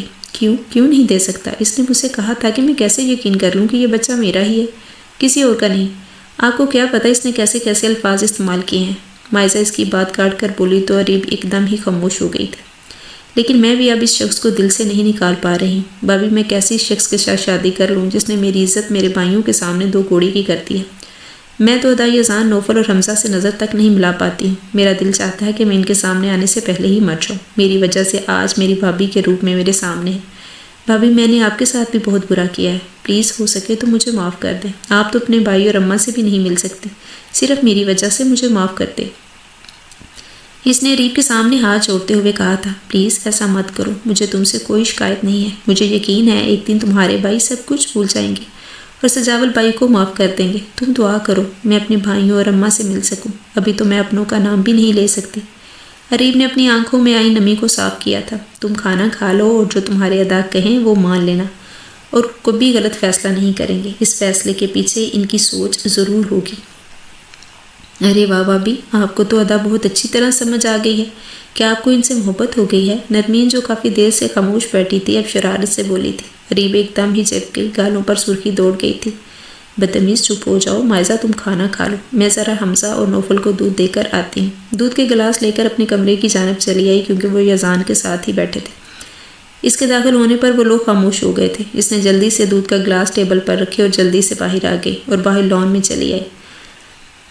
پورٹیکو کی لائٹس آن تھی، وسیع لان میں سناٹا طاری تھا، نہ جانے سجاول بائی نے اماں کو کیسے راضی کیا ہوگا۔ وہ سردی سے بے نیاز ہو کر سیڑھیوں پر بیٹھی تھی، اپنے ارد گرد کی پرواہ بھی نہیں تھی، شال گر کر قدموں میں آ گئی تھی۔ یہاں کیا کر رہی ہو؟ مرنے کا ارادہ ہے؟ اتنی سردی میں باہر بیٹھی ہو؟ چلو کمرے میں، ابھی تمہیں زندہ رکھنا بہت ضروری ہے میرے لیے، یزان نے سنجیدگی سے کہا۔ اریب اس کی اچانک آ جانے سے ڈر گئی تھی اور دل دھک دھک کر رہا تھا۔ آپ باتیں کر رہے تو میں نے سوچا میں کچھ دیر باہر بیٹھ جاتی ہوں۔ اریب نظر جھکا کر دھیمے لہجے میں بولی تھی۔ ٹھیک ہے تم جاؤ۔ اریب کو ان کا انداز گمسم سا لگا، جیسے وہ اندرونی خلفشار کا شکار ہوں، لیکن پھر بھی کچھ کہے بغیر گھر کے اندرونی حصے کی جانب گئی۔ آج اتوار کا دن تھا۔ اریب کے قدم اور نظریں بار بار دروازے کی جانب بڑھتی اور پھر پلٹ جاتی۔ نوفل اور حمزہ لاؤنج میں بیٹھے کب سے ان کی بے قراری کو نوٹ کر رہے تھے۔ کیا بات ہے بھابھی، آپ کو کسی کا انتظار ہے کیا؟ نوفل نے سنجیدگی سے پوچھا۔ نہیں، تمہیں کیوں لگا؟ مجھے کس کا انتظار ہے؟ وہ بری طرح ہکلا کر رہ گئی تھی۔ شام 4 بجے تک آپ کے گھر والے آئیں گے، آپ جب تک یہاں آ کر بیٹھے۔ حمزہ نے اس کا تمام کو صوفے پر بٹھایا تو خود درازو ہو کر ان کے سامنے بیٹھ گیا۔ بھابھی، ہم آپ کا دکھ سمجھتے ہیں، پھر اپنی بہن کا دکھ سوچ کر غصہ آ جاتا ہے، پلیز ہمیں معاف کر دیں، ہم نے آپ سے بدتمیزی کی ہے، آپ ہمارے اس بھائی کی بیوی ہیں جو ہمارے لیے بڑا بھائی باپ اب سب کچھ ہے، اس لیے آپ بھی ہمارے لیے قابل احترام ہیں۔ اب آپ کو ہم سے کوئی شکایت نہیں ہوگی، ہم پوری کوشش کریں گے کہ آپ کی بھائیوں کی کمی پوری کر سکیں۔ حمزہ نے اس کے آنسو اپنے ہاتھ سے صاف کرتے ہوئے کہا تھا۔ نوفل نے بھی اس کے سر پر ہاتھ رکھا تھا۔ اریب خوشی سے مسکرا دی۔ تمہارے بھیا آ رہے ہیں، پلیز ان کے سامنے کچھ مت کہنا۔ اریب نے ایک دم ہی اپنے بہتے ہوئے آنسو صاف کیے تھے۔ ارے احمد تم، حمزہ نے سجاول لوگوں کے ساتھ احمد کو دیکھ کر حیرانی سے کہا۔ تم یہاں؟ وہ بھی اس نے کم حیران نہ تھا۔ تم سجاول ملک کے بھائی ہو؟ حمزہ نے پوچھا۔ تو تم میری بہن کے دیور، او مائی گاڈ، دونوں کالج کے زمانے کے دوست تھے لیکن آج تک ایک دوسرے کے گھر نہیں گئے تھے، پلیز آپ لوگ بیٹھیں۔ تو وہ دونوں بھی مسکراتے ہوئے بیٹھ گئے۔ اماں کی نظریں بے چینی سے اریب کو تلاش کر رہی تھی۔ وہ بوا کے ساتھ ڈرائنگ روم میں داخل ہوئی تھی، لیکن پھر ایک پل کو قدم روکے تھے۔ ماں اور بھائیوں کو دیکھ کر دل چاہ رہا تھا کہ سب بھول بھال کر ان کے گلے لگ جائے، لیکن یزان کا خوف بھی ساتھ تھا۔ صرف سلام کر کے وہ یزان کے برابر بیٹھ گئی تھی۔ ملازمہ کولڈ ڈرنک سرو کر کے باہر جا چکی تھی۔ دیکھو بیٹا، ہم تم سے تمہاری بہن کا رشتہ مانگنے آئے ہیں اور اس ہفتے کے اندر شادی بھی کرنا چاہتے ہیں۔ ماں نے یزان کے ساتھ اپنی بات جاری رکھی۔ مجھے کوئی اعتراض نہیں ہے، آپ جب چاہیں بارات لے کر آ سکتے ہیں، ہماری طرف سے سب تیاریاں مکمل ہیں۔ اریب بیٹا، ملازمہ سے کہو کہ مٹھائی لے کر آئے، سب کا منہ میٹھا کروانا ہے۔ جی اچھا، اریب اٹھتے ہوئے بولی۔ بھابھی رہنے دیں، میں جا کر کہتا ہوں آپ بیٹھے۔ حمزہ نے اس کو بٹھایا اور خود ڈرائنگ روم سے باہر چلا گیا تھا۔ سجاول ملک، ایک بات تم پر واضح کر دوں، اس شادی سے مجھے کوئی اثر نہیں پڑنے والا، نہ میری سوچ کا نظریہ بدلا ہے۔ میری مسز سے آپ لوگوں کا کوئی تعلق نہیں ہوگا۔ اس شادی کے بعد بھی میری بہن تم جیسے انسان کو پسند نہیں کرتی، تو میں یہ شادی کبھی نہیں ہونے دیتا، لیکن میں مجبور ہوں اپنی بہن کے آنسوؤں کی وجہ سے، جو اس کی آنکھوں میں تمہارے لیے بہتے ہیں۔ بہرحال آپ لوگ ایک ہفتے کے بارات لے کر آ جانا چاہتے ہیں تو ہمیں کوئی اعتراض نہیں۔ آپ کیا کہتی ہیں بوا؟ یزان نے سنجیدگی سے بوا سے پوچھا تھا۔ ہاں ٹھیک ہے، مجھے کیا اعتراض ہو سکتا ہے؟ بوا خوش دلی سے بولی۔ یزان کے موبائل پر پپ ہونے لگی تھی، وہ ایکسکیوز کرتا باہر چلا گیا تھا۔ اس کے جاتے ہی اریب بے اختیاری اپنی ماں کی طرف بڑھی تھی اور ان کے گلے لگ گئی تھی۔ انہوں نے بھی بے قراری سے اسے اپنی آغوش میں لے لیا تھا، پھر اس کے ماتھے پر پیار کیا۔ بوا مسکراتے ہوئے نم آنکھوں سے بولی، بہن میں نے کوشش تو کرتی ہوں کہ آپ کے جیسا خیال رکھ سکوں۔ مجھے آپ سے کوئی شکوہ نہیں ہے، آپ یقیناً بہت خیال رکھتی ہوں گی۔ اریب بھائیوں سے مل رہی تھی کہ یزان دوبارہ کمرے میں داخل ہوا تو سٹپٹا کر موئی سے الگ ہوئی تھی، لیکن یزان کی آنکھوں میں جو اس وقت قہر تھا وہ صرف وہی محسوس کر سکتی تھی۔ سب کچھ اتنی جلدی میں ہوا تھا کہ چٹ منگنی پٹ پیا والا معاملہ ہوا تھا۔ مائزہ کو رخصت کروا کے سجاول ملک لے آیا تھا۔ آج وہ اس شخص کی خوابگاہ میں موجود تھی جس سے کبھی اس نے بے پناہ بے حساب محبت کی تھی، لیکن آج اس سے اتنی ہی نفرت کرتی تھی۔ دروازہ کھول کر سجاول اندر داخل ہوا، پھر اس کے قریب آ کر بیٹھا۔ مائزہ، ہو سکے تو مجھے معاف کر دو، سجاول نے اس کے ہاتھ اپنے ہاتھوں میں لے کر کہا تھا۔ مائزہ نے ایک دم ہی ہاتھ اس کے ہاتھوں سے چھڑوا کر بولی تھی، مجھے ہاتھ لگانے کی کوئی ضرورت نہیں، یہ شادی میں نے صرف اپنے بھائیوں کی عزت کے لیے کی ہے۔ تم اس خوش فہمی میں مت رہنا، میں تم سے بے انتہا نفرت کرتی ہوں۔ میں صرف تمہاری وجہ سے اپنے بھائیوں کے سامنے سر نہیں اٹھا سکتی۔ پیار تو تم نے بھی کیا تھا، پہل تو تم نے ہی کی تھی، تو پھر قصور میرا ہی کیوں ٹھہرایا گیا؟ اب تم نے مجھ سے شادی کی، میں تو اب بھی وہی لڑکی ہوں جسے تم نے ٹھکرایا تھا، جو اپنے بچے کو بھی اپنانے سے انکار کر دیا اور یہاں تک کہہ دیا کہ وہ بچہ تمہارا ہے ہی نہیں۔ تم تو میری نظروں سے اسی وقت گر گئے تھے جب مجھے اپنے آپ پر اتنی شرمندگی ہوئی کہ میں نے تم جیسے شخص سے پیار کیا تھا۔ صرف میری وجہ سے اریب ابھی سزا پا رہی ہیں۔ کاش میں یہ فاش غلطی نہ کی ہوتی۔ تم تو میری نفرت کے قابل بھی نہیں، اور پلیز آئندہ میرے سے بات کرنے کی کوئی ضرورت نہیں۔ ہم صرف دنیا دکھاوے کے لیے ہی میاں بیوی ہیں۔ اور نہایت ہی نفرت اور غصے سے کہتی واش روم میں چلی گئی اور سجاول شرمندگی کے مارے چپ ہو کر رہ گیا۔ وہ یزان کے لیے چائے لے کر کمرے میں آئی تو وہ بیڈ پر بہت ساری فائلز پھیلائے نہ جانے کیا حساب کتاب کر رہا تھا۔ اس کو دیکھتے ہی ماتھے کی تیوریاں بڑھ گئی تھی۔ یہ چائے ڈرتے ڈرتے چائے کا کپ اسے تھمایا۔ میری خدمت کر کے مجھے امپریس کرنا چاہتی ہو؟ اس نے انتزاعی انداز میں کہا۔ میں آپ کی بیوی ہوں، اگر کوئی عام سی لڑکی ہوتی تو آپ کہہ سکتے تھے کہ میں آپ کو امپریس کر رہی ہوں۔ اس کے الفاظ اس کو تپا گئے تھے، لیکن میں نے اس رشتے کو ابھی تک کوئی اہمیت نہیں دی ہے، تو اس پر نظریں جمائے سرد لہجے میں بولا، اگر اہمیت نہیں دینی تھی تو رشتہ قائم ہی کیوں کیا تھا؟ وہ بھی آخر انسان تھی، کہاں تک برداشت کرتی؟ بغیر کسی قصور کے سے سزا کا مستحق ٹھہرا دیا گیا تھا۔ اس کی برداشت بلاخر جواب دے گئی تھی۔ تم چاہتی کیا ہو؟ غفار پر نظریں اڑاتے ہوئے بولا، ہر بیوی اپنے شوہر سے ہر وہ چیز چاہتی ہے جس کی وہ مستحق ہے۔ میں کسی بھی ایسے رشتے کو نہیں مانتا۔ اس کا لہجہ بے لچک تھا۔ پھر مجھے کس جرم کی پاداش میں سزاوار ٹھہرایا گیا تھا؟ وہ تڑپ کر گویا ہوئی، گویا کہ تم چاہتی ہو کہ میں اس کاغذی رشتے کو ختم کر دوں۔ وہ اس کی آنکھوں میں آنکھیں ڈال کر بولا تھا تو وہ دہل کر رہ گئی۔ تم فکر مت کرو، اگر ایسا چاہتی ہو تو کوئی مسئلہ ہی نہیں ہے۔ وہ ہنوز اس پر نظریں گاڑے ہوئے تھا۔ میں نے ایسا تو نہیں کہا آپ کو، وہ سہمے ہوئے لہجے میں بولی۔ کیا نہیں؟ لیکن خواہش تو ہے۔ وہ نہ جانے کیا اگلوانا چاہ رہا تھا۔ میں آپ سے بحث نہیں کرنا چاہتی۔ تمہیں اگر میرے ساتھ رہنا ہے تو ایسے ہی رہنا ہوگا جیسے میں چاہوں گا، اور جہاں تک تمہارے حقوق کی بات ہو تو یہ فارمیلٹی بھی پوری کر ہی دوں گا، لیکن میں آپ کے ساتھ ایسے نہیں رہنا چاہتی۔ وہ چیخ کر بولی تھی۔ تو پھر ٹھیک ہے، میں تمہیں طلاق دیتا ہوں۔ نہیں یزان نہیں، آپ کو ایسا نہیں کر سکتے۔ میں آپ کے آگے ہاتھ جوڑتی ہوں، آپ کے آگے پاؤں پڑتی ہوں، آپ مجھے نہیں چھوڑ سکتے۔ وہ نیند میں سوتے ہوئے چلائی تھی۔ یزان جو صوفے پر بیٹھا آفس ورک کر رہا تھا، اس کے چیخنے پر اس کی طرف بھاگا۔ کیا ہوا ریب؟ اس کا ہاتھ تھام کر فکر مندی سے پوچھا تھا۔ آپ ایسا نہیں کر سکتے میرے ساتھ، برا بھائی نے کیا تھا آپ کے ساتھ، میں نے نہیں، آپ مجھے نہیں چھوڑ سکتے۔ وہ مکمل طور پر ہوش میں نہیں آئی تھی۔ کیا نہیں کر سکتا؟ کچھ مجھے بھی تو پتہ چلے، آخر میں نے کیا کر دیا ہے جو تم یوں چلا رہی ہو؟ اس نے جھنجھلاتے ہوئے پوچھا تھا۔ آپ مجھے نہیں چھوڑ سکتے یزان؟ وہ رو رو کر کہہ رہی تھی۔ اس نے جھنجھلاتے ہوئے پوچھا۔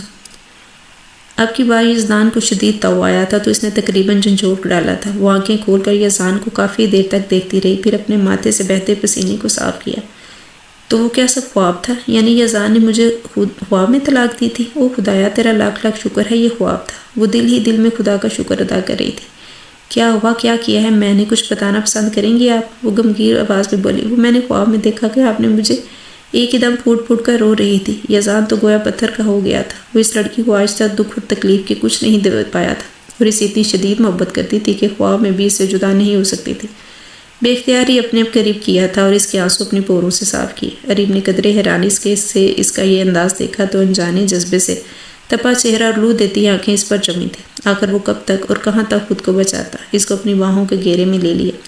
عریب نے اس کی گرفت سے آزاد ہونے کی کوشش کی لیکن بے سود۔ وہ بن پیے ہی بہکتا چلا گیا۔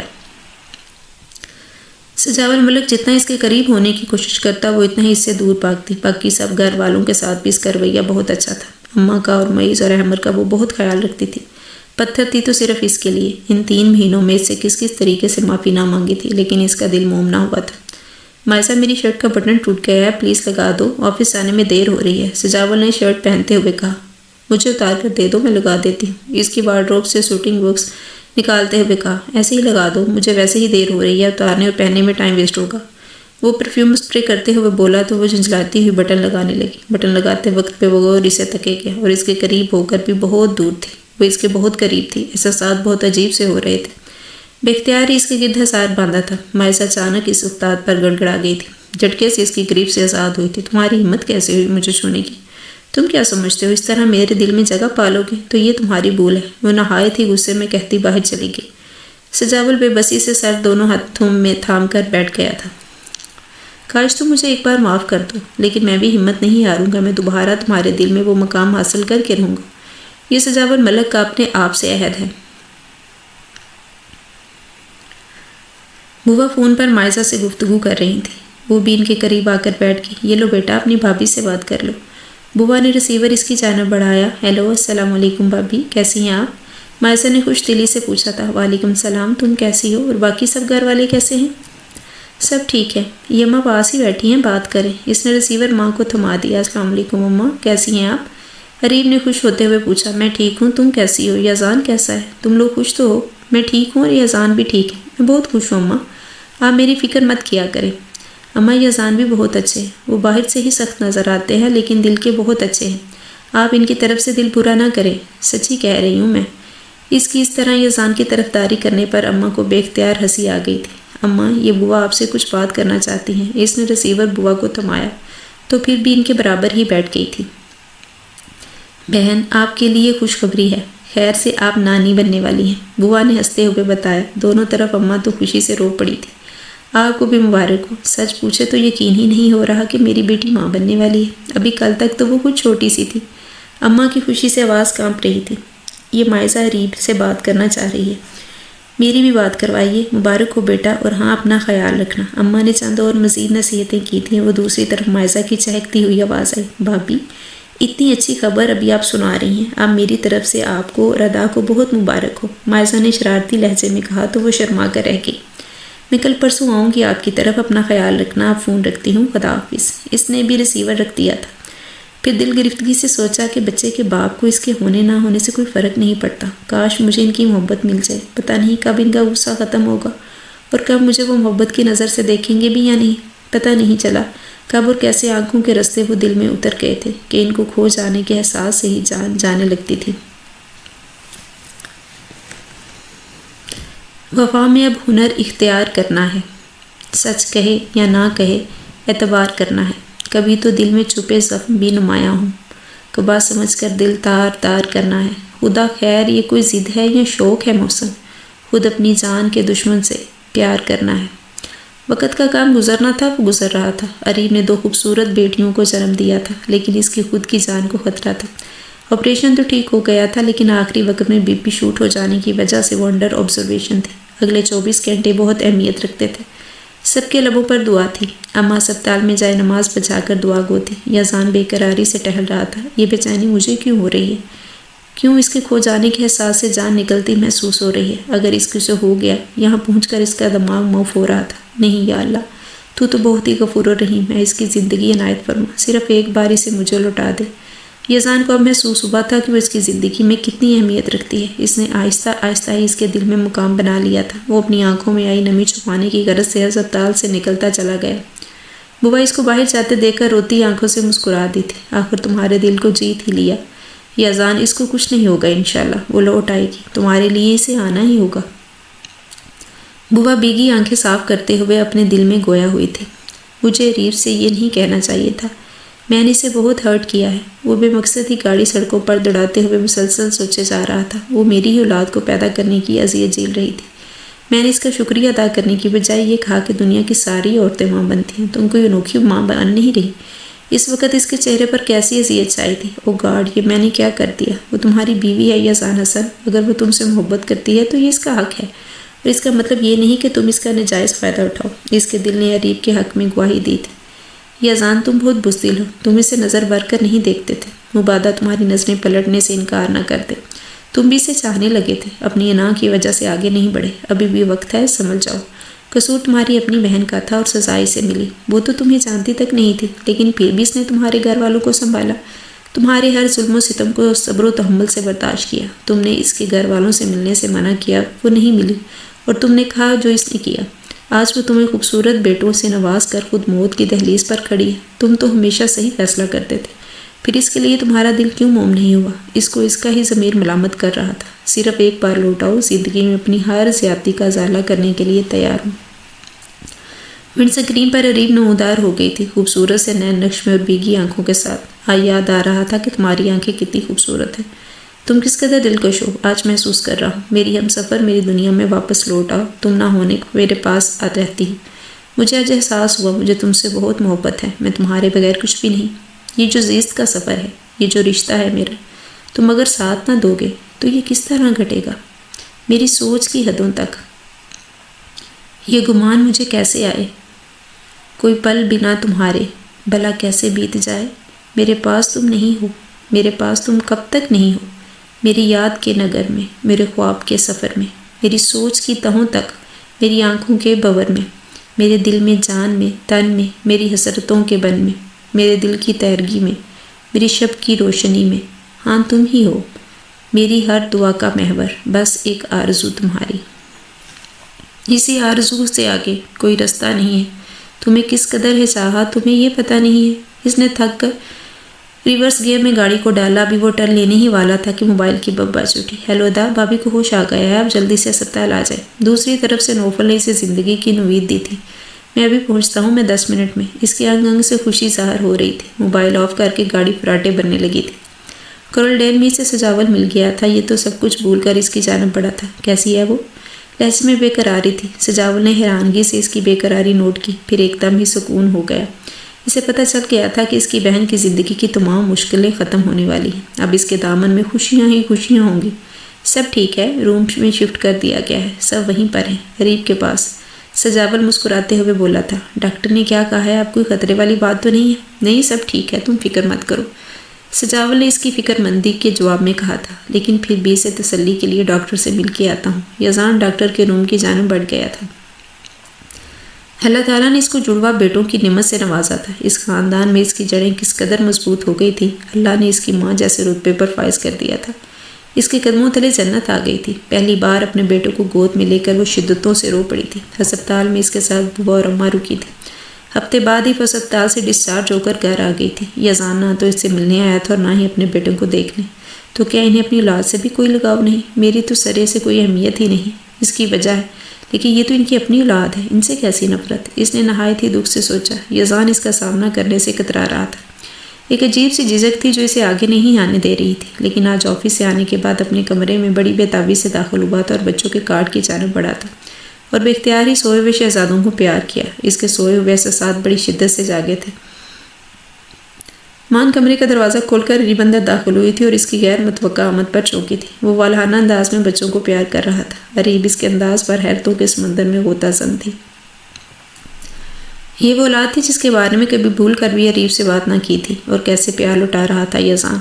آپ کو اپنے بچوں کی یاد آ جائی ہے یا انہیں بھی میری طرح نظر انداز کریں گے؟ سوالیہ نظروں سے اس کی جانب دیکھا تھا۔ یزان نے اس کی بات سن کر گود میں اٹھائے ہوئے شازل کو دوبارہ کاٹ میں لٹایا۔ بچوں کے نام شازل اور بازل رکھے تھے حمزہ اور احمد کے کہنے پر۔ پھر آہستہ آہستہ قدموں سے چل کر اس کے قریب آیا اور اس کو بغور تکنے لگا۔ ماں بن کر وہ اور بھی خوبصورت نظر آ رہی تھی، آج بہت پر اعتماد نظر آ رہی تھی۔ پہلے ڈری سہمی رہتی تھی لیکن آج معمول سے ہٹ کر نظر آ رہی تھی۔ یزان کو اپنے اتنے قریب آتے دیکھ کر وہ نروس ہو گئی تھی، نظریں جھک گئی تھی۔ یزان کو سمجھ نہیں آ رہی تھی کہ وہ اپنی شرمندگی کیسے ظاہر کرے۔ ابھی وہ سوچ ہی رہا تھا کہ دوبارہ کمرے سے باہر جانے لگی۔ یزان نے اس کو ابھی مزید اور ستانے کا ارادہ کیا تھا۔ اتنی جلدی ابھی کھلنا ٹھیک نہیں۔ اس نے پکار پر وہ رک گئی تھی۔ تمہیں کیا لگتا ہے کہ میرے بیٹوں کی پرواہ نہیں ہے؟ کیا تم ہی سب کچھ ہو ان کی؟ میرے بیٹوں کی ماں بن کر تم نے میرے دل میں جگہ بنا لی ہے، تو یہ تمہاری خوش فہمی ہے۔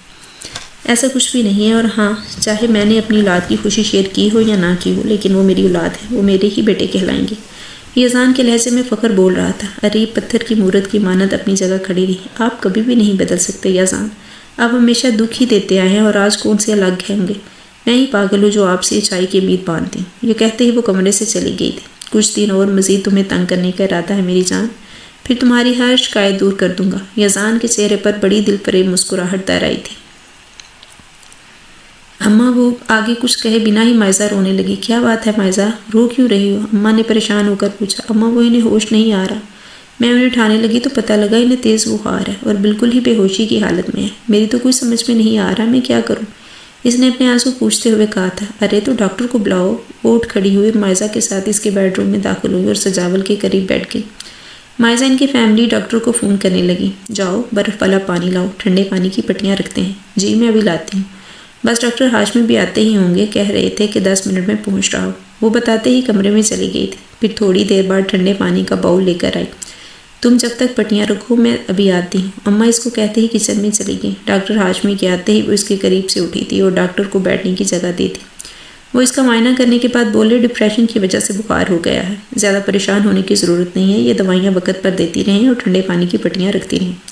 انشاءاللہ صبح تک ٹھیک ہو جائے گا۔ بخار نہ اترے تو مجھے کال کر لینا۔ اوکے، اب میں چلتا ہوں۔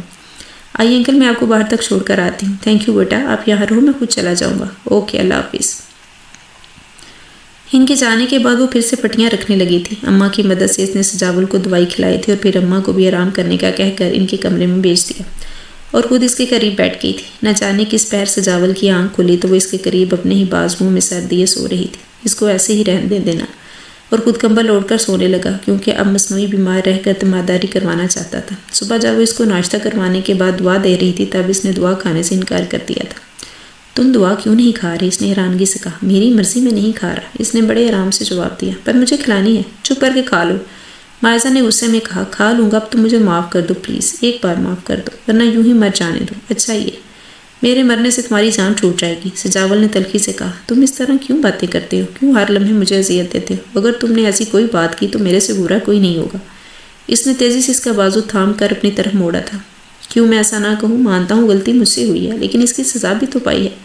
اپنی جان سے پیاری بہن کے آنسو میرے لیے کسی عذاب سے کم نہیں تھے، اور اب تم بھی اس طرح کا بیہیو کر رہی ہو۔ مجھے خود بہت دیر بعد محسوس ہوا کہ میں تم سے محبت کرتا ہوں۔ مجھے معاف کر دو، اگر نہیں کر سکتی تو میں ملک سے باہر چلا جاؤں گا، کبھی نہ واپس آنے کے لیے۔ اس کی بات پر وہ اس قدر پھوٹ پھوٹ کر روئی کہ سجاول اس اچانک افتاد پر بری طرح بکھلا کر رہ گئے۔ مائزہ پلیز خاموش ہو جاؤ، اماں یا کوئی اور کمرے میں آ سکتا ہے، وہ کیا سوچیں گے؟ سجاول نے بے بسی سے روتی ہوئی مائزہ کو دیکھ کر کہا۔ وہ چپ ہونے کے بجائے اور تیزی سے رونے لگی۔ سجاول نے اٹھ کر پہلے دروازہ بند کیا، پھر اس کے قریب بیٹھ گیا۔ دیکھو، میں بہت جلد ہی تمہاری دنیا سے چلا جاؤں گا، اب تمہیں کوئی تکلیف نہیں۔ اس کی بات ابھی پوری نہیں ہوئی تھی کہ بھوکی شیرنی کی طرح اس کی طرف لپکی، ایک زور کا ہاتھ اس کے سینے پر مارا اور اس پورے طریقے سے اس کا گریبان پکڑ کر کھینچا کہ سارے بٹ ایک جھٹکے میں ٹوٹ گئے۔ جب تمہاری مرضی ہوگی تو میری زندگی میں آؤ گے، اور جب جی چاہے گا چلے جاؤ گے۔ تم نے مجھے سمجھ کیا لیا ہے؟ میں ایک جیتی جاگتی انسان ہوں، میرے بھی احساسات ہیں۔ تم کیوں ہمیشہ میرے احساسات سے کھیلتے ہو؟ نہایت ہی دکھ محسوس ہو رہا ہے مجھے تمہارے اس فیصلے پر۔ میں کتنی نفرت کرتی ہوں تم سے، چلے جاؤ میری نظروں کے سامنے سے۔ تم اس قابل ہی نہیں ہو کہ تم سے محبت کی جائے۔ اس کے اس رد عمل پر ایک ثانیے کو گڑبڑا کر رہ گیا تھا۔ مائزہ، آئی ایم سوری، میں تمہیں دکھ نہیں دینا چاہتا، پر ان جانے میں تمہیں دکھ دے جاتا ہوں۔ I love you, really I love you, میں تمہارے بغیر نہیں رہ سکتا۔ سجاول نے اس کو اپنی باہوں کے گھیرے میں لے لیا اور اس کی باہوں میں بکھرتی چلی گئی۔ وہ بھی اس کے بغیر کہاں رہ سکتی تھی۔ اس کی محبت اس کی رگ رگ میں لہو بن کر دوڑ رہی تھی۔ آج محبت نے اپنا آپ منوا ہی لیا تھا۔ وہ شاذر اور بازل کو فیڈ کروانے کے بعد ان کو سلانے لگی تھی کہ یزان بیڈ روم میں داخل ہوا۔ بچے یزان سے بہت مایوس ہو گئے تھے، باپ کو پہچاننے لگے تھے۔ دونوں 3 ماہ کے ہو گئے تھے۔ یازل اور بازل باپ کو دیکھتے ہی اس کی جانب لپکے تھے۔ اب کہاں سونا اور کیسا سونا۔ یزان ان کی ادا پر قربان ہو گیا تھا اور ان دونوں کے قریب بیٹھ کر ان کو پیار کرنے لگا تھا۔ اتنے میں اریب ان کے درمیان سے اٹھ کر ان کے صبح آفس کے لیے کپڑے نکالنے لگی۔ بھابھی، شاذل اور بازل سو گئے کیا؟ نرمین دستک دے کر کمرے میں داخل ہوئی تھی۔ نہیں، جاگ رہے ہیں اریب، یہ کہتے ہی کپڑے لے کر باہر چلی گئی۔ ادا، اس کو میں لے جاؤں؟ نرمین نے شاذل کو اٹھاتے ہوئے کہا۔ ہاں لے جاؤ، میں نے کیا منع کیا ہے؟ میں نہیں، اس کو دینے کی ضرورت نہیں ہے، اس کو مجھے دے۔ نوفل اور حمزہ نے شاذل اور بازل کو اسے چپٹتے ہوئے کہا تھا۔ ادا، نوفل کو کہیں سے مجھے دے دے۔ نرمین اس سے لڑنے لگی۔ کیوں، تمہیں کیوں دے دیں؟ تم صبح سے ان کے ساتھ ہو، اب ہماری باری ہے۔ یہ کہتے ہوئے وہ بچوں کو لے کر باہر چلے گئے اور اس کے پیچھے نرمین یزان ان کے لڑنے پر بے ساختہ ہی ہنس پڑے تھے۔ پاگل ہے بالکل ہی۔ وہ پھر چینج کرنے کے لیے واش روم میں چلا گیا۔ جب بات لے کر باہر آیا تو اریب بچوں کو بکھرے ہوئے کھلونے سمیٹنے لگی تھی۔ وہ ٹاول بیڈ پر پھینک کر بالوں میں برش کرنے لگا۔ اریب نے ناگواری سے ٹاول کو دیکھا تھا۔ یہ وہاں کرسی پر بھی پھیلا سکتے ہیں، تم کر لو، بات تو ایک ہی ہے، یزان نے اطمینان سے کہا۔ ہم سب کہیں جا رہے ہیں؟ اب اس نے صوفے پر بیٹھتے ہوئے کہا۔ کہاں جا رہے ہیں ہم؟ اریب نے سوالیہ نظروں سے پوچھا۔ جہاں پر میں لے کر جاؤں گا۔ ظاہر سی بات ہے وہیں تم بھی جاؤ گی، میرے بیٹے اور بہن بھائی۔ یزان نے گول مول سا جواب دیا۔ اس کے اس طرح جواب دینے پر وہ تب گئی تھی، لیکن اب کی بار خاموشی رہی۔ جانتی تھی وہ اسے کچھ نہیں بتائے گا۔ اتنے میں بازل کے رونے کی آواز پر وہ باہر کی جانب بڑھی تھی کہ نوفل خود ہی اسے اٹھانے اندر چلا آیا تھا۔ بھابھی، یہ رو رہا ہے، پتہ نہیں کیوں۔ اریب نے مسکراتے ہوئے اس کی گود سے بازل کو لے لیا تھا۔ وہ اس کی گود میں آتے ہی چپ ہو گیا تھا۔ دیکھیے تو اس کی چالاکی، میرے پاس رو رہا تھا اور اپنی ماما کے پاس چپ ہو گیا۔ آخر اس کی ماما جو ہوں، اریب اس کے ماتھے پر بوسہ دیتے ہوئے بولی۔ اچھا بھابھی، وہ شاذل کو حمزہ باہر لے کر گیا ہے، ابھی آ جائے گا، میں چلتا ہوں۔ نوفل کے جاتے ہی اریب بازل کی طرف متوجہ ہوئی تھی، جو اب سونے کے لیے بے چین ہو رہا تھا، تو وہ اس کو لے کر بیڈ پر آئی، پھر اس کو سلانے لگی اور تھوڑی دیر میں ہی وہ سو گیا تھا۔ حمزہ شاذل کو دے گیا تھا۔ بازل کو احتیاط سے کارٹ میں ڈال دیا اور شاذل کو گود میں لے لیا، جو فی الحال سونے کے موڈ میں نہیں لگ رہا تھا۔ یزان بڑی دلچسپی سے اسے دیکھ رہا تھا۔ وہ دونوں بچوں کو کس قدر طریقے سے سنبھال کر رکھ رہی تھی۔ کچھ دیر بعد یزان بھی سونے کے لیے لیٹ گیا تھا۔ اریب نے شاذل کے سو جانے کے بعد یزان کی طرف دیکھا اور وہ بے خبر سو رہے تھے۔ سونے میں چہرے پر کس قدر معصومیت تھی، اور جب جاگتے ہوئے ہوتے تھے تو غصہ تو ہر وقت ناک پر ہوتا تھا۔ وہ کتنی دیر تک بغور دیکھتی رہی تھی۔ شاذل کے قسم کھانے پر اس کی طرف متوجہ ہوئی تھی، پھر خود بھی کچھ دیر بعد نیند کی وادیوں میں کھو گئی تھی۔ جس گھر کے آگے ان کی گاڑی رکی تھی اسے دیکھ کر اریب اپنی جگہ بیٹھی رہ گئی تھی، یا جم کر بیٹھ گئی تھی۔ باہر آؤ، یزان کی شریر آواز پر وہ بدحواس ہو کر پلٹی تھی۔ یہ تو وہ تحیت سے ادھورے جملے کے ساتھ بولی۔ سب معلوم ہے مجھے، یہ تمہارے بھائیوں کا گھر ہے، لیکن مہر بہن کا بھی ہے۔ میں اپنی بہن سے ملنے تو آ سکتا ہوں نا؟ اب چلو، میرا دماغ خراب مت کرو۔ یزان مسکراہٹ ہونٹوں تلے دباتا اس سے مصنوعی غصے میں مخاطب ہوا۔ اریب جلدی سے شاذل اور بازل کو سنبھالتے ہوئے اترنے لگی تو یزان نے بازل کو اس کی گود سے لے لیا، پھر وہ اس کے ساتھ گھر کے اندر داخل ہوئے تھے۔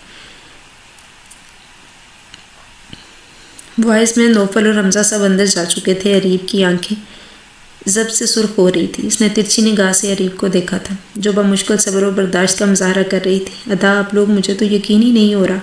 مائزہ اندرونی گیٹ پر سب سے پہلے ملی تھی اور بے ساختہ ہی یزان سے گلے لگ گئی تھی۔ پھر یزان نے بھی مسکراتے ہوئے اس کے سر پر ہاتھ رکھا تھا۔ اماں بھی بیٹی اور داماد کو جو شادی کے بعد پہلی بار آئے تھے خوش دلی سے ملی۔ اریب ان کے سینے سے لگی سسکیاں بھر رہی تھی۔ شاذل کو اس کے اندر آتے ہی موئس نے لے لیا تھا۔ سب سے آخر میں اس سے ملنے سجاول آیا تھا۔ یہ بہن اسے دل و جان سے عزیز تھی۔ اریب کی سسکیاں اسے بے اختیار کر گئی تھیں تو اس کو ساتھ لگائے ہوئے بولا، میری دعا ہے کہ تم ہنستی مسکراتی مسرتیں سمیٹتی رہو، دکھ تمہارے قریب سے بھی نہ گزرے۔ اس نے بھیگے لہجے میں دعائیں دی۔ اماں نے یزان کے ماتھے پر ممتا بھرا بوسہ دیا تھا تو یزان شرمسار ہو گیا تھا۔ آئی ایم سوری، میں نے آپ کو بہت ہرٹ کیا۔ یزان نے جھکے سر کے ساتھ کہا، کوئی بات نہیں، غلطی تمہاری نہیں، سجاول کی بھی تھی۔ گزرے وقت کی باتیں ہیں، جانے دو اور آنے والے وقت میں جیو، دکھ بھرے دنوں کو بھول جاؤ اور آنے والی خوشیوں کو محسوس کرو۔ انہوں نے اس کے سر پر ہاتھ رکھ کر جواباً کہا تھا۔ سجاول نے بھی یزان سے معافی مانگی تھی تو یزان نے بھی بے اختیار ہی گلے لگا کر خود بھی اس سے معافی مانگی تھی۔ سب کے گلے شکوے دور ہو گئے تھے۔ خوشگوار موڈ میں کھانا کھایا گیا۔ شازر اور بازر کو لے کر ماموں اور چچاؤں میں بحث ہو رہی تھی۔ ہم اٹھائیں گے۔ ریب کے ان کے انداز پر ہنس رہی تھی، ایسی ہنسی جو دل کی گہرائیوں سے نکلی ہو۔ یزان بے اختیار ہو کر اسے دیکھ رہا تھا، ایسے ہنستے ہوئے اسے پہلی بار دیکھ رہا تھا۔ سجاول نے گلا کھنکار کر مانی خیز آواز نکالی تھی تو وہ جھپ کر رہ گئی تھی۔ بہت اچھا وقت گزار کر یہ قافلہ ہنستا مسکراتا گھر کو لوٹا تھا۔ آج میں بہت خوش ہوں سجاول، ادا سب کچھ بھول بھال کر ہم سے ملنے آئے تھے۔ میں بھی خوش ہوں کہ یہ اذان سب بھول بھال کر اریب کی جانب بڑھا ہے، ورنہ ساری زندگی مجھے ندامت رہتی کہ میری وجہ سے اریب کی زندگی خراب ہوئی ہے۔ لیکن اب کوئی شکوہ نہیں، مجھے یقین سجاول کہ یہ اذان اسے بہت خوش رکھے گا۔ اس نے جواباً مسکراتے ہوئے کہا، اچھا مجھے یہ تو بتاؤ تم نے مجھے معاف کیا ہے کہ نہیں؟ سجاول نے شوخی سے پوچھا تھا تو مائزہ نے اسے گور کر رہ گئی تھی۔ بھائی اس طرح مجھے مت دیکھو، ڈر لگتا ہے۔ سجاول نے اس کی بائیں کلائی اپنے مضبوط ہاتھ میں پکڑی تھی۔ وہ اس کی گرفت محسوس کر کے اچھلی، لیکن اس کے سنبھلنے میں دیر ہو چکی تھی۔ اس کی بے بسی پر محسوس ہوتا وہ آنکھوں میں بے تحاشا چمک لیے اس کے چہرے کو دیکھ رہا تھا۔ یہ کیا دھوکے بازی ہے؟ وہ بگڑی دھوکے؟ ارے کہاں، کس نے کیا ہے؟ خیر چھوڑو اس بات کو، میرے ہاتھوں میں یہ انگوٹھی پہنو، شادی والے دن تو شیرنی بنی ہوئی تھی۔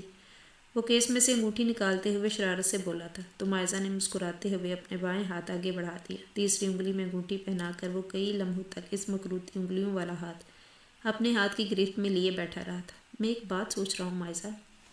وہ کیا؟ مائزہ جو کہ ورقی پر سرخ پڑتی نگاہیں جھکائے بیٹھی تھی آہستگی سے بولی تھی، کیوں نہ ہم اپنے ہنی مون کے لیے سوئٹزرلینڈ چلیں؟ جی نہیں، ہم کہیں نہیں جا رہے۔ مائزہ نے اس کی گرفت سے ہاتھ چھڑانے کی کوشش کی۔ کیوں بھائی؟ اماں معیز اور احمد کا خیال کون رکھے گا؟ آئی کچھ بات سمجھ شریف میں۔ وہ شرارت سے بولی، تو آ گئی ہے، لیکن کیا مسز سجاول اتنی اچھی ہیں؟ یا پھر سجاول نے شرارت کے جملہ ادھورا چھوڑ دیا تو اس کے شانے پر مکہ مار کر رہ گئی تھی اور وہ دونوں ہنسنے لگے تھے۔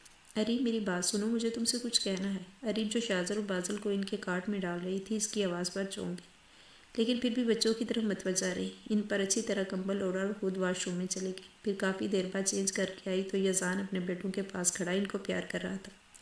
اتنی خفا ہو کہ اب بات بھی کرنا نہیں چاہتی ہو؟ یہ دونوں اٹھ گئے تو پھر سے تنگ کرتے ہیں۔ اریب نے اس کے قریب کھڑے ہوتے ہوئے کہا، میں بہت شرمندہ ہوں۔ وہ دھیرے دھیرے چلتے ہوئے اس کے قریب گویا ہوا تھا۔ کیوں؟ اسپاٹ لہجے میں استفسار کیا، بیگانگی اور اجنبیت بھرپور تھے۔ مجھے تم سے ناراض ہو، میں اپنے پچھلے رویے کی معافی مانگتا ہوں۔ تم چاہو تو مجھ سے لڑ سکتی ہو، مجھے کسی سے نہیں لڑنا۔ مگر مجھے تم سے لڑنا ہے۔ کس بات پر؟ میری خاموشی پر، میرے صبر پر ہار مان گئے اور کچھ کہوں؟ ہاں ہار تو میں مان گیا ہوں۔ ویسے تم میاں کی مزاج شناس تو ہو وضع، تمہاری یہی چپ تم پر ظلم کرتی برداشت نے مجھے حوصلہ بخشا اور میں اپنی زیادتی محسوس ہی نہ کر سکا۔ تم چاہتے تو اپنے دفاع کے لیے آواز تو اٹھاتی۔ وہ لمحے بھر کے لیے رکا اور وہ غصے سے بولی، آپ کا مطلب کیا ہے؟ میرا مطلب ہے کہ ظلم میں کرتا رہا اور تم برداشت کرتی رہی۔ تمہیں احتجاج کرنا چاہیے تھا، پرزور اور بھرپور، اس سے جو بات کرنے کا جو روادار نہ تھا، اور چھوا بھی تو اپنے مطلب سے۔ اس طرح میں خود اپنی ہی نظروں میں گر گئی، لیکن میں نے پھر بھی آپ کو معاف کر دیا ہے۔ پیار سجاول بھائی اور مائزہ نے کیا اور سزا مجھے کیوں ملی؟ میں تو آپ کو جانتی تک نہیں تھی، میری عزت کا تماشا بنا دیا آپ نے۔ میں چپ رہی، آپ نے میری رضا کے بغیر مجھے چھوا، اس پر بھی میں کچھ نہ بولی۔ مجھے میرے ہی گھر والوں سے ملنے سے منع کیا، میں پھر بھی چپ رہی۔ اگر بات حقیقت پسندی سے کی جائے تو قصور آپ کی بہن کا بھی ہے، لیکن آپ کے خطا سجاول بھائی لگے۔ میں مانتی ہوں کہ وہ غلط تھے، لیکن ان سب باتوں میں میں کہاں ملوث ہوگی؟ اپنی بہن کا بدلہ لینے کے لیے آپ مجھے یہاں لے آئے، زبردستی مجھ سے نکاح کیا۔ میں تو تب بھی نہیں بولی تھی۔ پھر آج آپ کو کیوں خیال آ رہا ہے کہ میں ایک انسان ہوں؟ میں انسان نہیں، پتھر ہوں۔ آپ کی بہن خوش ہے تو آپ کو میرا خیال آ رہا ہے۔ آپ تب کہاں تھے جب مجھے آپ کی ضرورت تھی؟ مجھے اور میرے بچوں کو اس قدر کیوں پرواہ کر رہے ہیں؟ اب اچھا ہی ہوتا جو میں مر جاتی۔ لاکھوں عورتیں مر بھی جاتی ہیں۔ اس کی آنکھوں سے آنسو بہنے لگے تھے کہ ضبط و حوصلہ ختم ہو چکا تھا۔ آج من ٹوٹ گیا تھا۔ آئی ایم سوری، میں تمہیں کوئی تکلیف نہیں دینا چاہتا تھا، پر میں نے تمہیں تکلیف دی۔ تم سچ کہتی ہو، قصور تو ہم تینوں کا ہے، تمہارا قصور تو کہیں بھی نہیں تھا۔ میں تم سے شرمندہ ہوں۔ اس نے اس کے شانوں پر ہاتھ رکھ کر اس کی طرف اپنا رخ موڑا تھا۔ ڈونٹ ٹچ می، اس نے دونوں ہاتھ جھٹک دیے۔ بہت ہی نفرت اور حقارت تھی اس کے انداز میں۔ ایک لمحے میں وہ ایسے دیکھ کر دنگ رہ گیا تھا۔ دیکھو میری بات تو سنیں، تم مجھے غلط سمجھ رہی ہو، میں تم سے واقعی بہت محبت کرتا ہوں، تم سے اور اپنے بچوں سے تو میں تصور بھی نہیں کر سکتا تم لوگوں کے بغیر رہنے کا۔ تم جب موت کی دہلیز پر کھڑی تھی تو یقین کرو میں بھی اس درد کو محسوس کر رہا تھا۔ تب میں نے جانا تھا کہ تمہارے بغیر میں کچھ نہیں ہوں۔ مجھے احساس ہوا کہ میں تم سے کتنی محبت کرتا ہوں۔ بلیو میں جھوٹ نہیں بول رہا۔ وہ اس کی بے یقین آنکھوں میں جان کر بولا تھا، آپ اگر یہ ڈائیلاگ نہ بھی کہیں تو میں بھی آپ کو پھر بھی چھوڑ کر نہیں جاؤں گی۔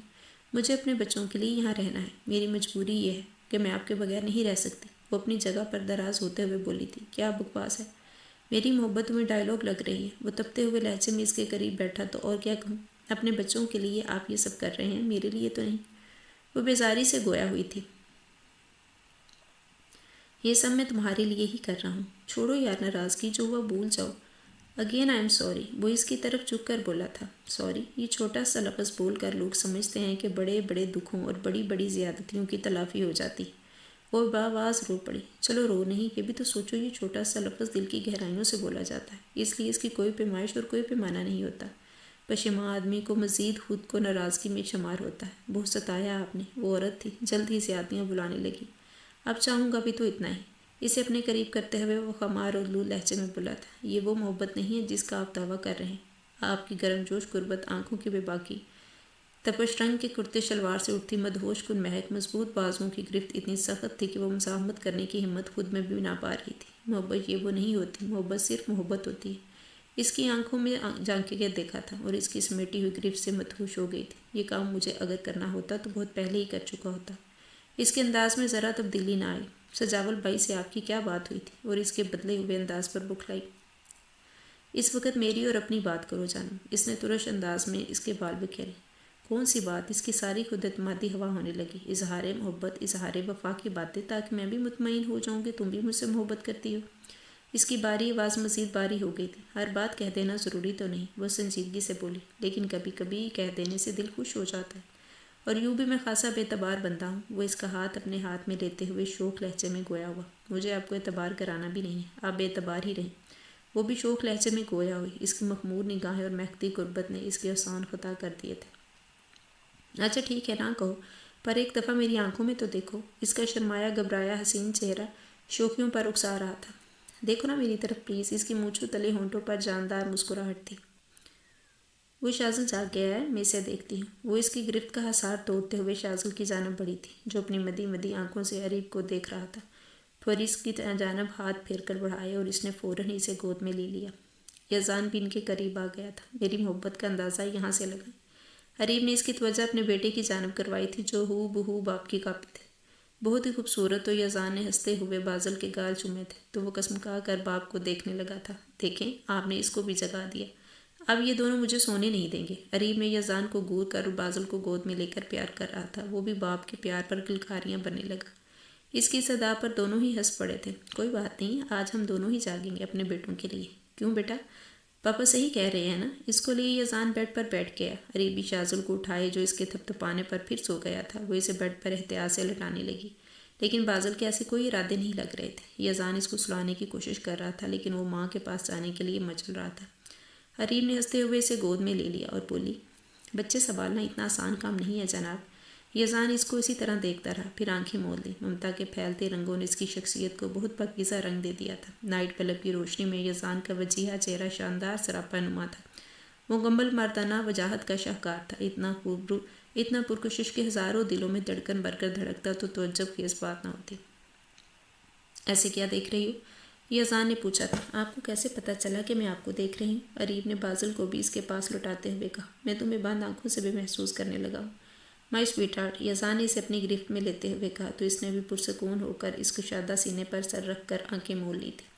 اس کے ساتھ کی گئی ہر زیادتی، ہر ظلم کا ازالہ ہو گیا تھا۔ ہر جانا اتنا خوبصورت ملا تھا کہ اب کوئی زیادتی یاد نہیں رہی تھی۔ وہ زندگی کے اس طویل سفر میں یہ بات سمجھ تو چکی تھی، کبھی ہار کر جیتنا اور کبھی جیت کر ہارنا پڑتا ہے۔ اب زندگی میں خوشیاں ہی خوشیاں تھیں۔ اب زندگی سے کوئی شکوہ نہیں تھا۔ خدا نے اس کی دعاؤں سے بڑھ کر نوازا تھا۔